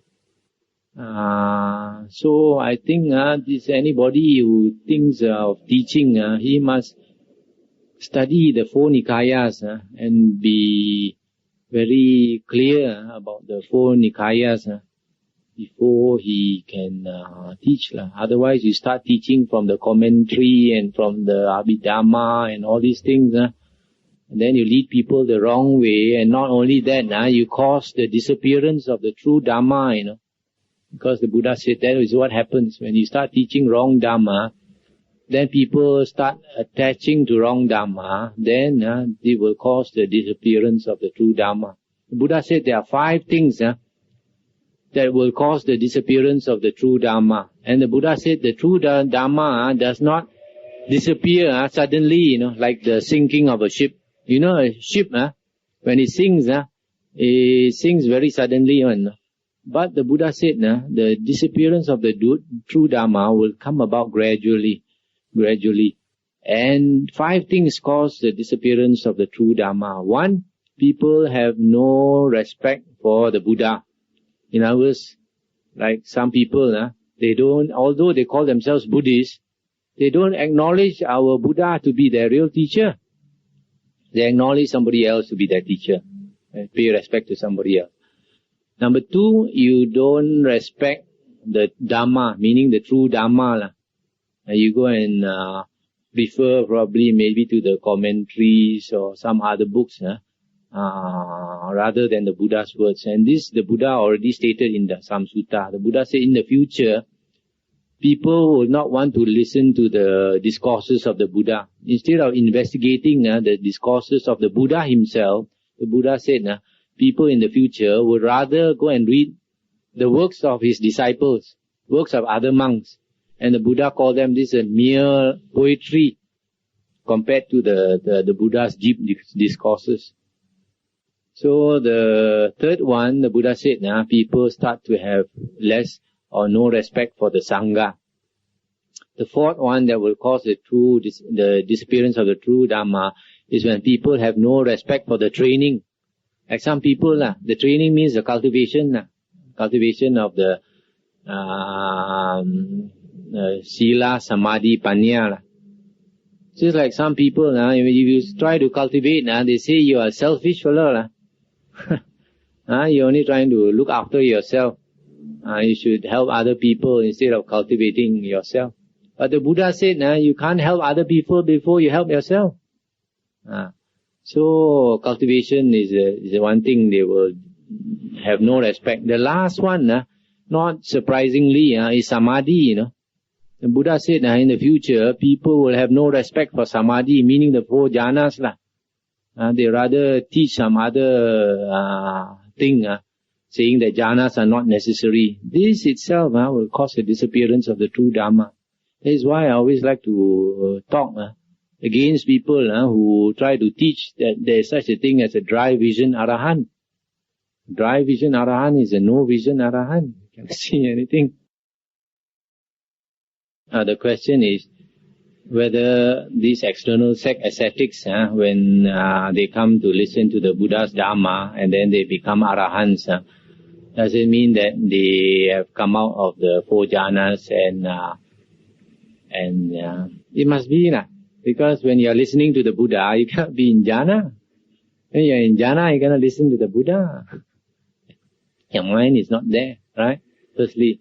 The other thing is, I did mention earlier that when a person attains the jhana, strong concentration, the hindrances are abandoned. Even when you're out of jhana, the mind is quite clear. I mentioned just now the Sutta where the Buddha said, the Anagami has got perfect Sila and perfect Samadhi. The Arahant has got perfect Sila, Samadhi and Panya. So how to find an Arahant who does not have perfect Samadhi? And also in the Aryavasa Sutta, the Buddha said, all Aryas of the past, present and future, they abide in 10 Dhammas. One of them is the breathless stage, the 4th jhana. In this case, probably the Buddha is speaking more of the Arahant. The question was, there are some monks who write based on their own experiences. So, should we not read their books? Now, I mentioned earlier that first you have to study the 4 Nikayas of the Buddha, because the Buddha said to take refuge in the Buddha. The Buddha did not say, the Buddha said, Buddhang Saranang Gacchami. The Buddha didn't say, Achan Saranang Gacchami, or Sayadaw Saranang Gacchami, or Tero Saranang Gacchami, right? So our teacher is the Buddha. So we study the 4 Nikayas, and after we have understood the 4 Nikayas, if we study any other book, we can see clearly whether that person is teaching according to the Dhamma, or he is not teaching. For example, there are some books, and I also heard some tapes of certain monks who talk about their experience. And they say they entered jhana, and they say the jhana is like a sleeping state. They even say when they are in jhana, they don't know. But when they come out of jhana, then they know they are in jhana. What kind of jhana is that? If you don't know when you are in jhana, then how do you differentiate between first jhana and second jhana and third jhana and fourth jhana? And then you find like it contradicts the sutta. The Buddha said your complete purity of mindfulness. So if you don't know the sutta, you can be led astray. People can say out of their own experience, they experience this and they experience that. If that person is an Arahant, then we believe him. But if he's not an Arahant, how can your experience count compared to the Buddha? I had such high regard for the jhanas that there is one sutta where the Buddha said, when a person attains the first jhana, he has gone to the other shore. He is cool. Gone to the other shore is paragata, I think. Paragata, gone to the other shore. And that is normally reserved for nibbana, a person who has attained arahanthood. Then only he has gone to the other shore. And cool, nibbutta, is a synonym for nibbana. And the Buddha used that for the first jhana itself. Buddha said a person who has attained the first jhana, he has already crossed to the other shore. And he is cool. And that is found, I think, in the Anguttara Nikaya. You see, such high regard the Buddha had for jhana. And now people are saying the opposite. Don't go and practice jhana. Stupid, you become stupid. This is about Samatha, Samatha Jhana and Vipassana Jhana. In the Buddha's teaching, there is no such thing. These are all new creations. I have heard actually a tape by a person who seems to have attained all the jhanas. And this person happens to be a nun. And her description of the jhanas and the insights that arise from the jhanas are very clear. And she says that the arupa jhanas are actually the vipassana jhanas. And she explained very clearly why. She said when you attain to boundless space, the mind opens up so wide. Then you realize that there is no differentiation into this being and that being. Everything is all mind. And all the other beings, everything in the universe is just like sparks of energy, moving to and fro, all energy. In fact, everything is energy in the universe.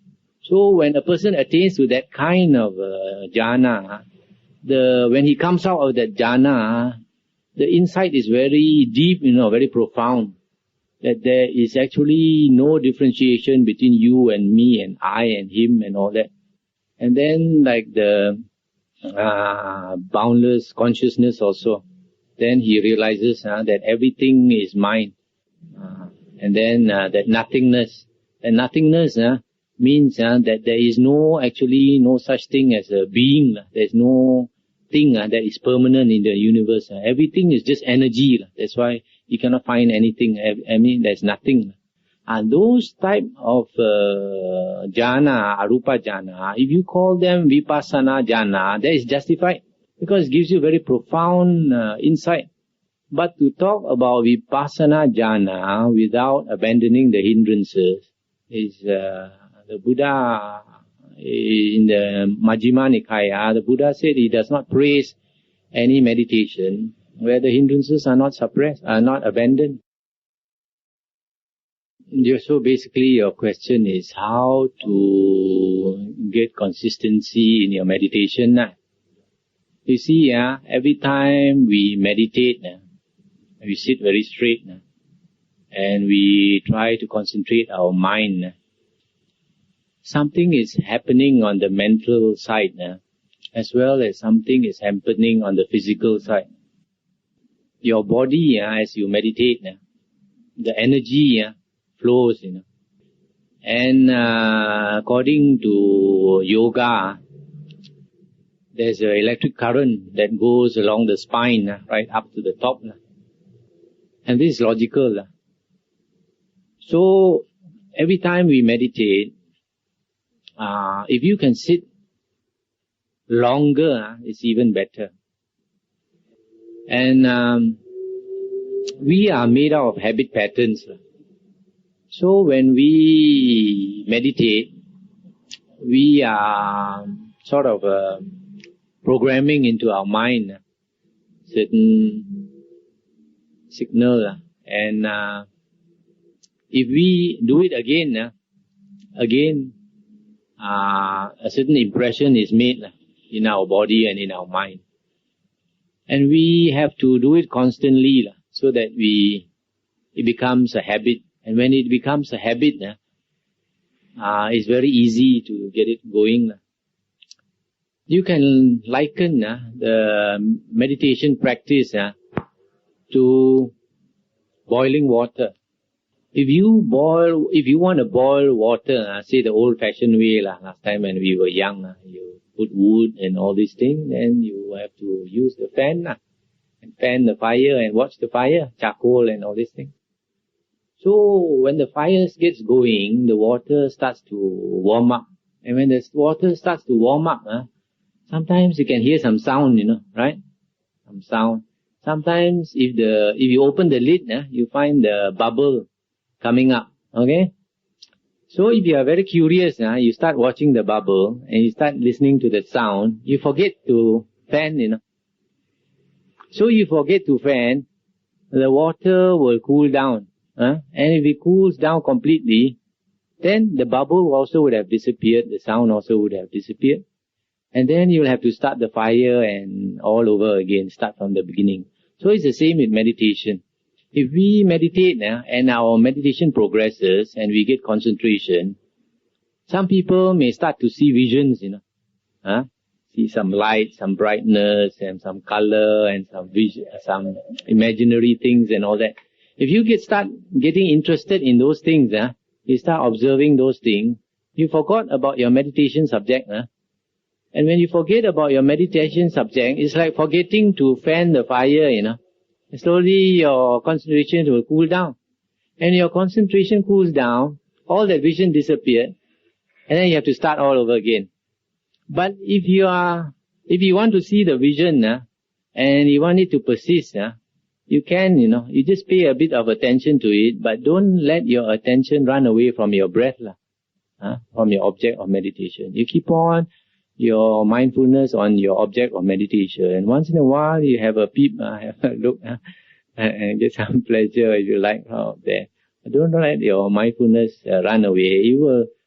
The water will get hotter like that, then you might see more things. But the important thing is in our meditation practice to do it as often as you can. Basically, every morning and every night, at least have one sit. If you can keep up the morning and your night meditation non-stop, you can slowly progress. Because as a lay person, you don't have very much time. But you try to make it a point every morning and every night, at least half an hour. At least half an hour, you sit.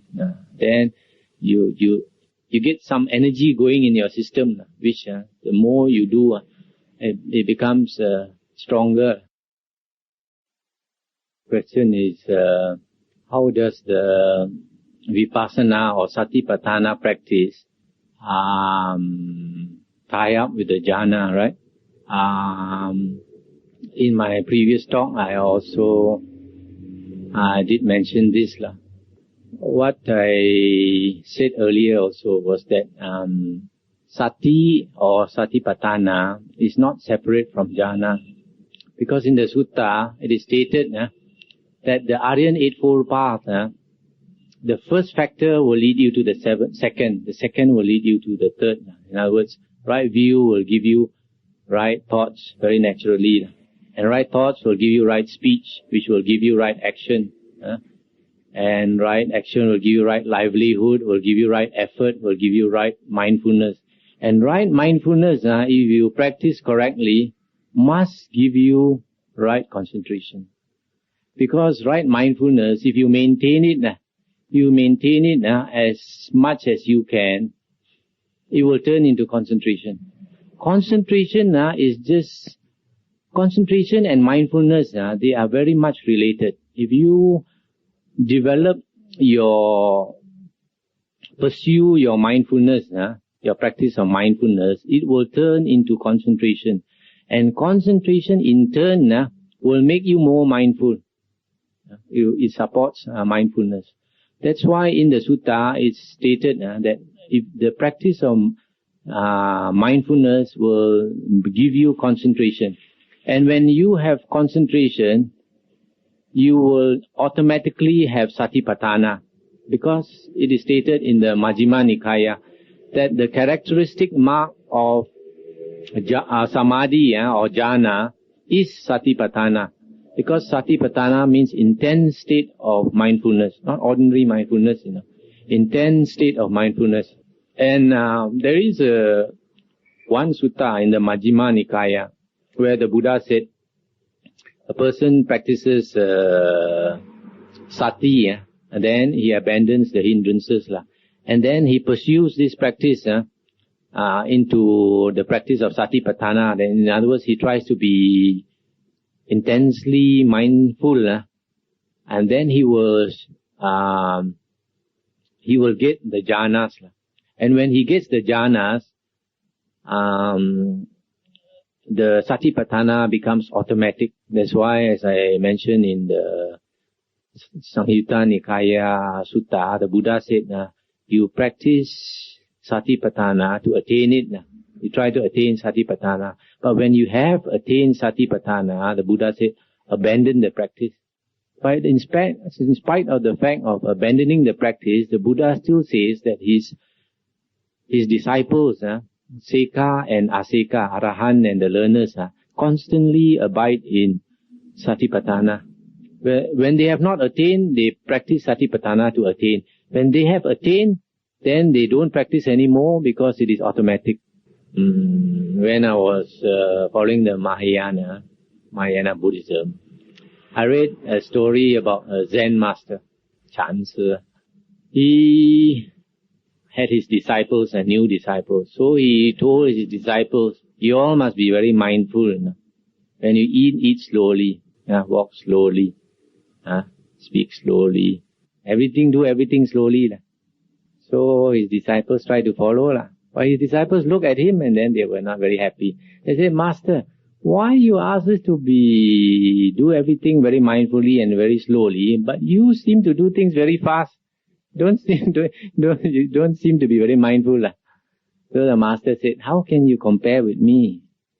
You see? And that master has got automatic satipatthana. He don't have to make the effort to be mindful. Whatever he does, fast or slow, he knows what he's doing. That's not. The Buddha said that the Sotapanna and the Sakadagamin, the first and second fruition person, has got perfect sila. The basic precepts are very pure.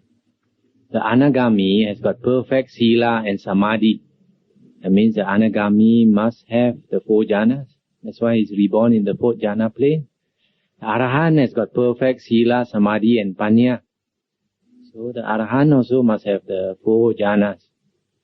And in the Sutta, we find generally that the Sotapanna, he attains Sotapanna just by listening to the Suttas. Just by listening to the Buddha's words, he becomes a Sotapanna. And the Buddha explained why in one of the Suttas. He said, when you listen to Dhamma, and you pay attention, you pay close attention, the Buddha said the 5 hindrances are abandoned. And the 7 bojjhanga go to completion at that time. So, or the 7, the hindrances are suppressed, I'm not sure the word. So at that time, you can understand why a person listening to Dhamma can attain Sotapanna. So that's why I advise people, if you think of just attaining Sotapanna, don't think of meditating. Go and study the Four Nikayas. If you study the Four Nikayas, you save up some money, buy the Four Nikayas, and study it again and again, you have a very good chance of attaining Sotapanna. It's only the Sakadagamin onwards, you find that he needs concentration. The Sakadagamin, the difference with the Sotapanna is that he has suppressed the sensual lust and ill will. So that's why Sakadagami onwards, you need concentration.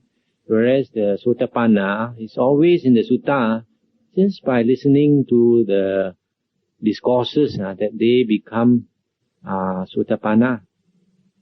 So you can see how important the discourses are, because we have seen instances of people who meditate for many years, 20 over years, and still they give up Buddhism and change their religion because their Dhamma base is not strong enough. You know, surprisingly, if you read the Sutta, a person, you see, when a person enters cessation of perception and feeling, all the consciousness has stopped, And that is the actually experience of Nibbana. And when the person comes out of it, most of the time, after contemplation, he will become an Arahant. But surprisingly, in the Sutta, it's also mentioned, there are some people, even after they attain cessation of perception and feeling, the very experience of Nibbana itself, and they come out of it, they don't become Arahant, Why? If you think about it, probably their Dhamma base is not good enough. Their understanding of Dhamma is not good enough. This question is, if the Buddha said that the Dhamma is very great and very profound, he compared it to the leaves, is it? Leaves in the forest, is it? Then he said, in that case, how can the Dhamma be confined to the Four Nikayas? You see? Now, to understand this, like to understand many things in the Dhamma, first you have to study the Four Nikayas. When you understand the Four Nikayas, then you will know for yourself. Basically, it's like this. Buddha is just a human being, Just that he's enlightened. But even though our Buddha is enlightened, he's still very human, Sometimes he like to joke. Sometimes he can even appear like say the wrong words, say the wrong things. For example, there was one sutta. He came to a certain town. He had no place to stay. So his relative brought him to stay with one ascetic who was formerly his friend when he was practicing with the external sect ascetic. So when he went to stay with this ascetic, at night his relative came to visit him. This relative was a big man in that town of Kapilavatthu, a Sakyan, a very well-known Sakyan, a rich man and all that. So when he came to see the Buddha, then the Buddha taught him some Dhamma. Then the Buddha asked him a question. So the answer is either A or B. Okay? So the Buddha asked him a question. So when he was about to reply, this external sect ascetic, he thought he want to sort of, teach this, the Sakyan, the rich Sakyan, so as to be in his favor. So he told this Sakyan to reply, for example, A and B. He told this Sakyan to reply A. So when he told the Sakyan to reply A, the Buddha, I don't know whether jokingly or not, told the Sakyan to reply B. So after he thought for a while, he thought maybe his answer is wrong. So the Buddha said reply B. So he told the Sakyan, reply B. When the Buddha heard that, the Buddha said, reply A. So he thought for a while, maybe A is right. Then he told the Sakyan, reply A. Third time the Buddha said, reply B. Contradict him 3 times, So he malu lah, no face, every time he's wrong. So he felt so bad. That night, he took up all his things, packed and ran away. So you see, the Buddha is so human, he can, I don't know whether you can call this an error or not, but he didn't give that ascetic any face. So sometimes like people say the Buddha is so kind, he never scold. No, he never scold. Sometimes he call his monks a fool, bala, bodo, scold, As one sutta, he scolded the Brahmins very badly, compared them to dogs. They're worse than dogs. So, coming back to your question, you see, the Buddha said that once he was asked, are all Buddhas the same? He said no. In the sense that no, he was asked whether the sasana's life is always very long. He said no. He said the reason is different Buddhas, they teach different, There are some Buddhas, they speak many suttas. Like our Buddha is supposed to be one of the best, Sariputta said, you cannot find a higher Buddha than our Buddha. So, the Buddha said, there are some Buddhas who teach a lot of sutta. There are some Buddhas that teach very few suttas, And because they teach very few suttas, and also very little Vinaya, Dhamma Vinaya, the 2 things. There are some Buddhas teach a lot of Dhamma Vinaya. The sasana lasts longer, and more people attain. But there are some Buddhas, they teach very little Dhamma Vinaya. So the sasana does not last very long, and less people attain. Why? They are all humans, they're just like us. No 2 persons are the same. You cannot find two Buddhas exactly the same one. No. So even though the Dhamma is very profound, the Buddha is a human being, so his life is limited. How can he speak forever? No. And also up to him, how much he wants to speak. There is a sutta where Ananda asked the Buddha, he said, why is it, Lord? He said, sometimes people come, you speak to them. Some people come, you don't want to speak to them. Why? Then the Buddha said, I look at him. If he comes, he is interested in the Dhamma, he is respectful, I say some words to him. Then if he listens, I say some more. If he don't listen, I keep quiet. If he asks me questions, I'll answer him some more. If he don't ask me questions, I keep quiet. And then if he is a person, he comes and hear Dhamma from me, he goes back, he doesn't practice. Next time he come, I won't speak to him. Won't teach him anything. See? So all depends. Buddha, he look at people and he teach. Dhamma is very precious, don't simply give very easily. People don't respect. Sometimes you give too much Dhamma, people don't respect.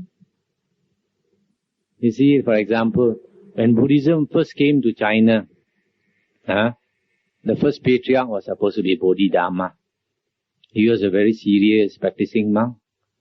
So his disciple, the first disciple who wanted to come and learn from him, they're supposed to be the second patriarch in China, asked him to teach Dhamma. He refused to teach. Asked Bodhidhamma to teach. He thought this fellow not fit for me to teach. I don't want to teach him.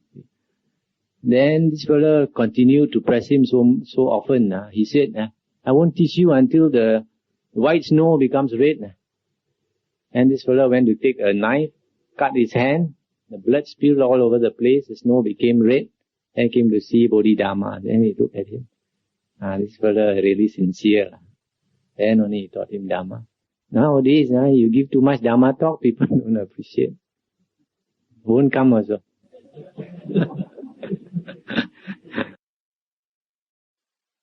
Person attains Sotapanna, it does not mean he has no eye. When a person attains the Sotapanna, 3 fetters are destroyed. One is the view of a body in of a being in the body, Sakaya Ditti. The view of a being in the body. Because normally we think the body is I. When a person attains to Sotapanna, then he realizes this body is not I. But there is still an I somewhere. It's just like the Anagami in the Sutta. There's one Sutta where some Theras, they thought a certain monk was an Anagami. Actually, he's an Anagami. So these Theras, they have not attained any higher stage.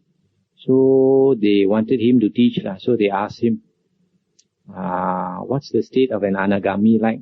So he said, the state of an Anagami is that he knows that there is no, theoretically, he knows that there is no I, no soul. But somehow he still has that inside somewhere. He still clings to that I. And then he gave a simile of I think something like a cloth has a certain smell. Then he will go and wash it clean. After he wash it clean, it's clean of all the dirt. But still that little smell persists. A certain smell persists. So, I'm talking about this, whether he knows he's got this, he's a Sotapanna all the time. It's only when he contemplates, only he knows. I don't think that he knows all the time that he's Sotapanna. In the Sutta, there's a simile given of a person whose hand is cut. He's got no hand. But when he's not thinking that he's got no hand, he does not realize he's got no hand. You use your left hand to shake hands with him, he'll come out with his arm. Actually, he's got no arm. You see? It's only when he thinks, actually I have no left hand. I have to use my right hand. The important thing is to study the suttas. As I said, try to buy the Four Nikayas and study it again and again. And after some time, you have a certain understanding of the sutta. Then the Buddha said there are 4 things that if you have, you can be quite sure that you have entered the stream and won't fall into the woeful plains. One, you have unshakable faith. You have saddha. You have strong confidence or faith in the Buddha. You have strong confidence or trust in the Dhamma, in the Sangha. And then your 5 precepts are quite pure. If you have these things, you can be quite, provided you have that understanding of the sutta, of the discourses. It mentioned that you need to study all the 4 Nikayas and relate them, because the suttas, you cannot take one sutta and say this is the absolute truth. As I mentioned in my previous talk in Ipoh, I say one sutta will explain the truth from one angle. Another sutta will explain the truth from another angle. The more suttas you read, then you will see from various angles and you will understand better. For example, I did mention in the Ipoh talk that some people think just by studying the Satipatthana Sutta, you know all about Satipatthana. You don't. In the Sangyutta Nikaya, there are very many important suttas that deal with Satipatthana. And even that is not all. In the Digha Nikaya, again you have, and the Majjhima Nikaya, again you have suttas that deal with Satipatthana. So unless you study all these suttas, you might come to some wrong conclusions. For example, I mentioned earlier, there is one sutta that says samatha, tranquilization, will give you concentration, which in turn will make you abandon lust. And then it also says that vipassana, contemplation, will give you wisdom. And so from this sutta alone, you might think that samatha only gives you concentration, and vipassana is the one that gives you wisdom. But you can find another sutta which says almost the opposite. Namely that a bright mind, if you cultivate your samadhi, your concentration so strong until your mind becomes very bright, that is the best condition for insight. In other words, samadhi here will give you wisdom. And then it says, contemplation on the 32 parts of the body will make you abandon lust. So just now there it says concentration makes you abandon lust. Here it says contemplation makes you abandon lust. Quite the opposite. So you can only reconcile this by understanding that samatha and vipassana must work together. You cannot separate them. To separate them is to misunderstand, because as I mentioned in my previous talk, there's one sutta in the Majjhima Nikaya, I think 149, that says that when you cultivate the Ariyan Eightfold Path and you develop it fully, automatically all the 37 Bodhipakya Dhammas are developed fully, namely the 4 Satipatthana, the 4 Samappadana, the 4 right efforts, the 4 Iddhipada, the 5 Bala, the 5 Indriya, the 7 Bojjhanga, the 8 factors of the Aryan Fold Path. All these automatically are developed when you develop the Aryan Eightfold Path. And it also adds that when all these are fully developed, then samatha and vipassana work together. They are led to work together, samatha and vipassana. So how can you separate them? Cultivated the mind until the hindrances are cleared. Then, you see, this attainment depends on your level of jhana you attain. See, the Sotapanna does not need jhana, according to the Sutta, right? They just hear the Dhamma and they attain. Whereas the Sakadagami, they need a lower level. They may not have all the 4 jhanas, maybe they have 1 jhana, and then they suppress the sensual lust and the ill will. But the Anagami must have the 4 jhana, and the Arahant must have the 4 jhana. That is extremely rare.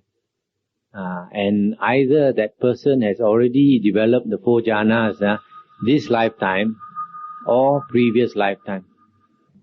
You see, for example, in the Satipatthana Sutta, the Buddha said that if you practice Satipatthana, you will either attain Anagami or Arahanthood in 7 years, 6 years, 5 years, down to 7 days, The minimum was mentioned was 7 days, right? Yet, if you study the Vinaya, you find that the 6th Arahant, the Buddha helped to enlighten, the number 6 after the 5 bhikkhus, was a monk called Yasa. And this Yasa was a person who had very great paramis. He must have already done a lot of cultivation in his past life. Because in the Vinaya, what happened was, the Buddha somehow I think the Buddha used his psychic power to make this Yasa come to him. This Yasa was like the Buddha. He was from a very well-to-do family, so he was surrounded by slaves and women who attended to him all the time. So one night, when all these attendants, slaves and musicians and all that fell asleep, in the middle of the night he woke up, maybe by the help of the Buddha. Middle of the night he woke up, then he looked around him, all these slaves and all these women are lying around like corpses. Because these people in India, when people are dead, they throw into the jungle and the animals will eat them. So it's not uncommon to see corpses. So when he saw all these slaves, all these women sleeping around him, some with their mouth open, some with the saliva coming down, and some snoring and all that, and he looked, and the hair all So he looked at them, they really looked like corpses. So because of past cultivation, this thing impressed him as dukkha. So he said to himself, dukkha, dukkha. So he was disgusted. He didn't want to stay there. He walked out of his big mansion. He walked out, and then I think probably the Buddha or Devas helped him to go into the jungle to see the Buddha. So when he went to see the Buddha, he was saying dukkha, dukkha. The Buddha said, come here. Yes, sir, come here. There's no dukkha here. So when he heard there's no dukkha, quickly he was very happy to come near the Buddha. So when he sat near the Buddha talked to him Dhamma. When the Buddha talked to him Dhamma, very soon he became a Sotapanna, stated in the Vinaya. So after he attained stream entry, after that he stayed with the Buddha. Then the next day, his father was worried for him.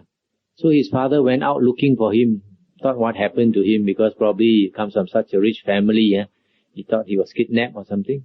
So his father went out of the city gates and went looking for him, and then found his slippers along the way. Found his slippers, and then his father started walking, and then came to the Buddha also. And the Buddha used his psychic power and asked the father to sit down. The father said he was looking for his son. Buddha made him asked him to sit down, but used his psychic power to block the son from his view. Although the son was sitting beside the Buddha, the father couldn't see him. So the Buddha said, sit down here. Maybe you'll find your son. So when he heard the Buddha say, maybe I'll find my son, he thought this is a holy man, can't be lying. So he sat down there. Then the Buddha spoke Dhamma to him. When the Buddha spoke Dhamma to him, he became a Sotapanna.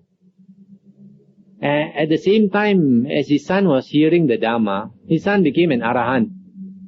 So this is one of the rare cases, somebody come to hear the Dhamma, 2 days only became an Arahant.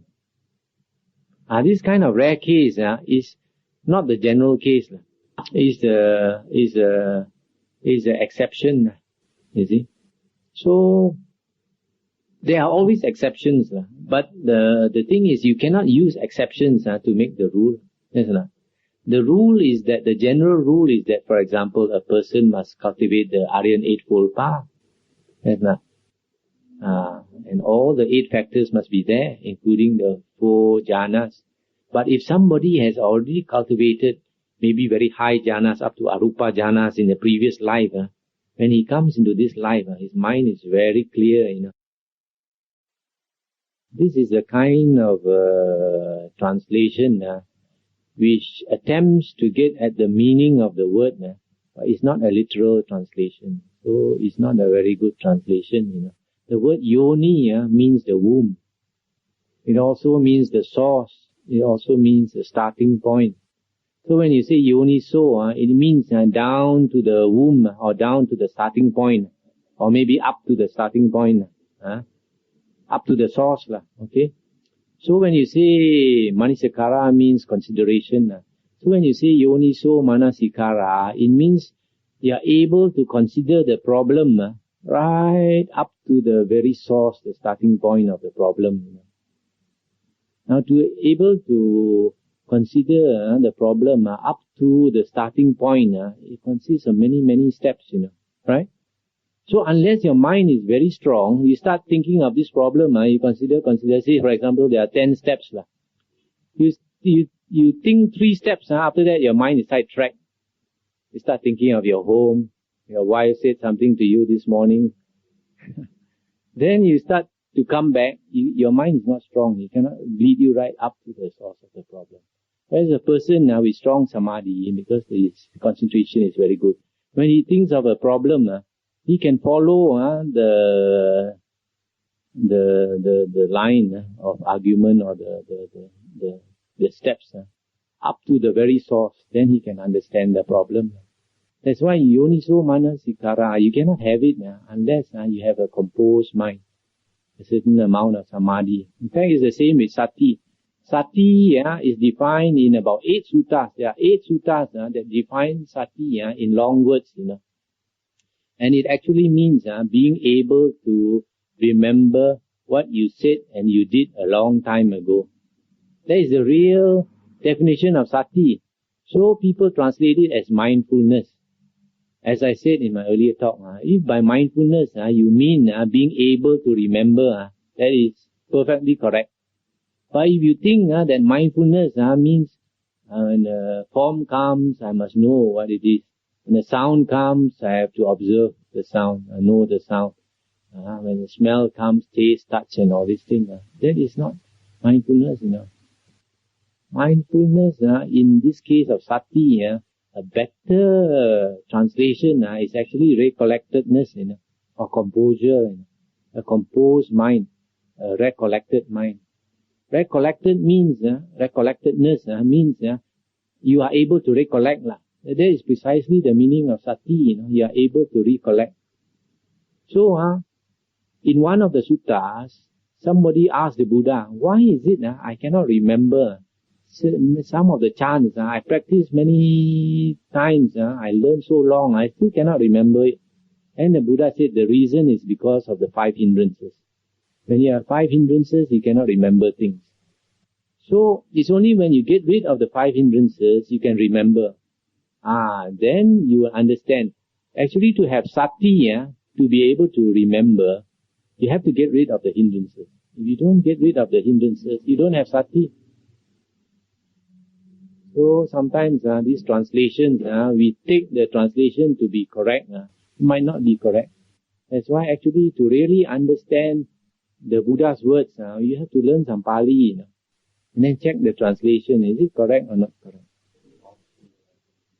This sati is a quality, Sati is a quality.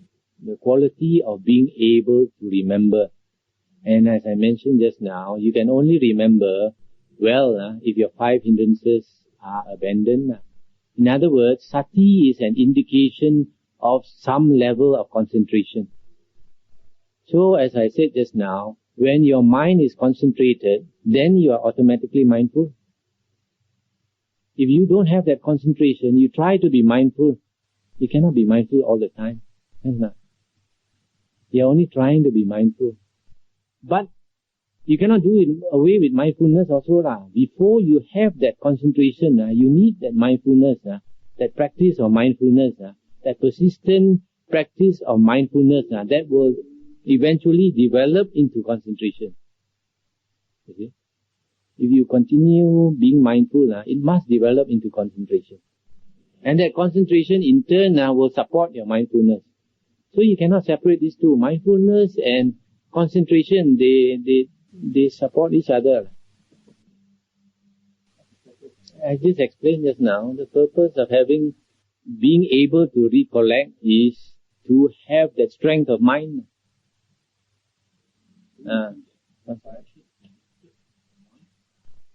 This, as I said just now, sati is a quality, If you want to recollect, you can.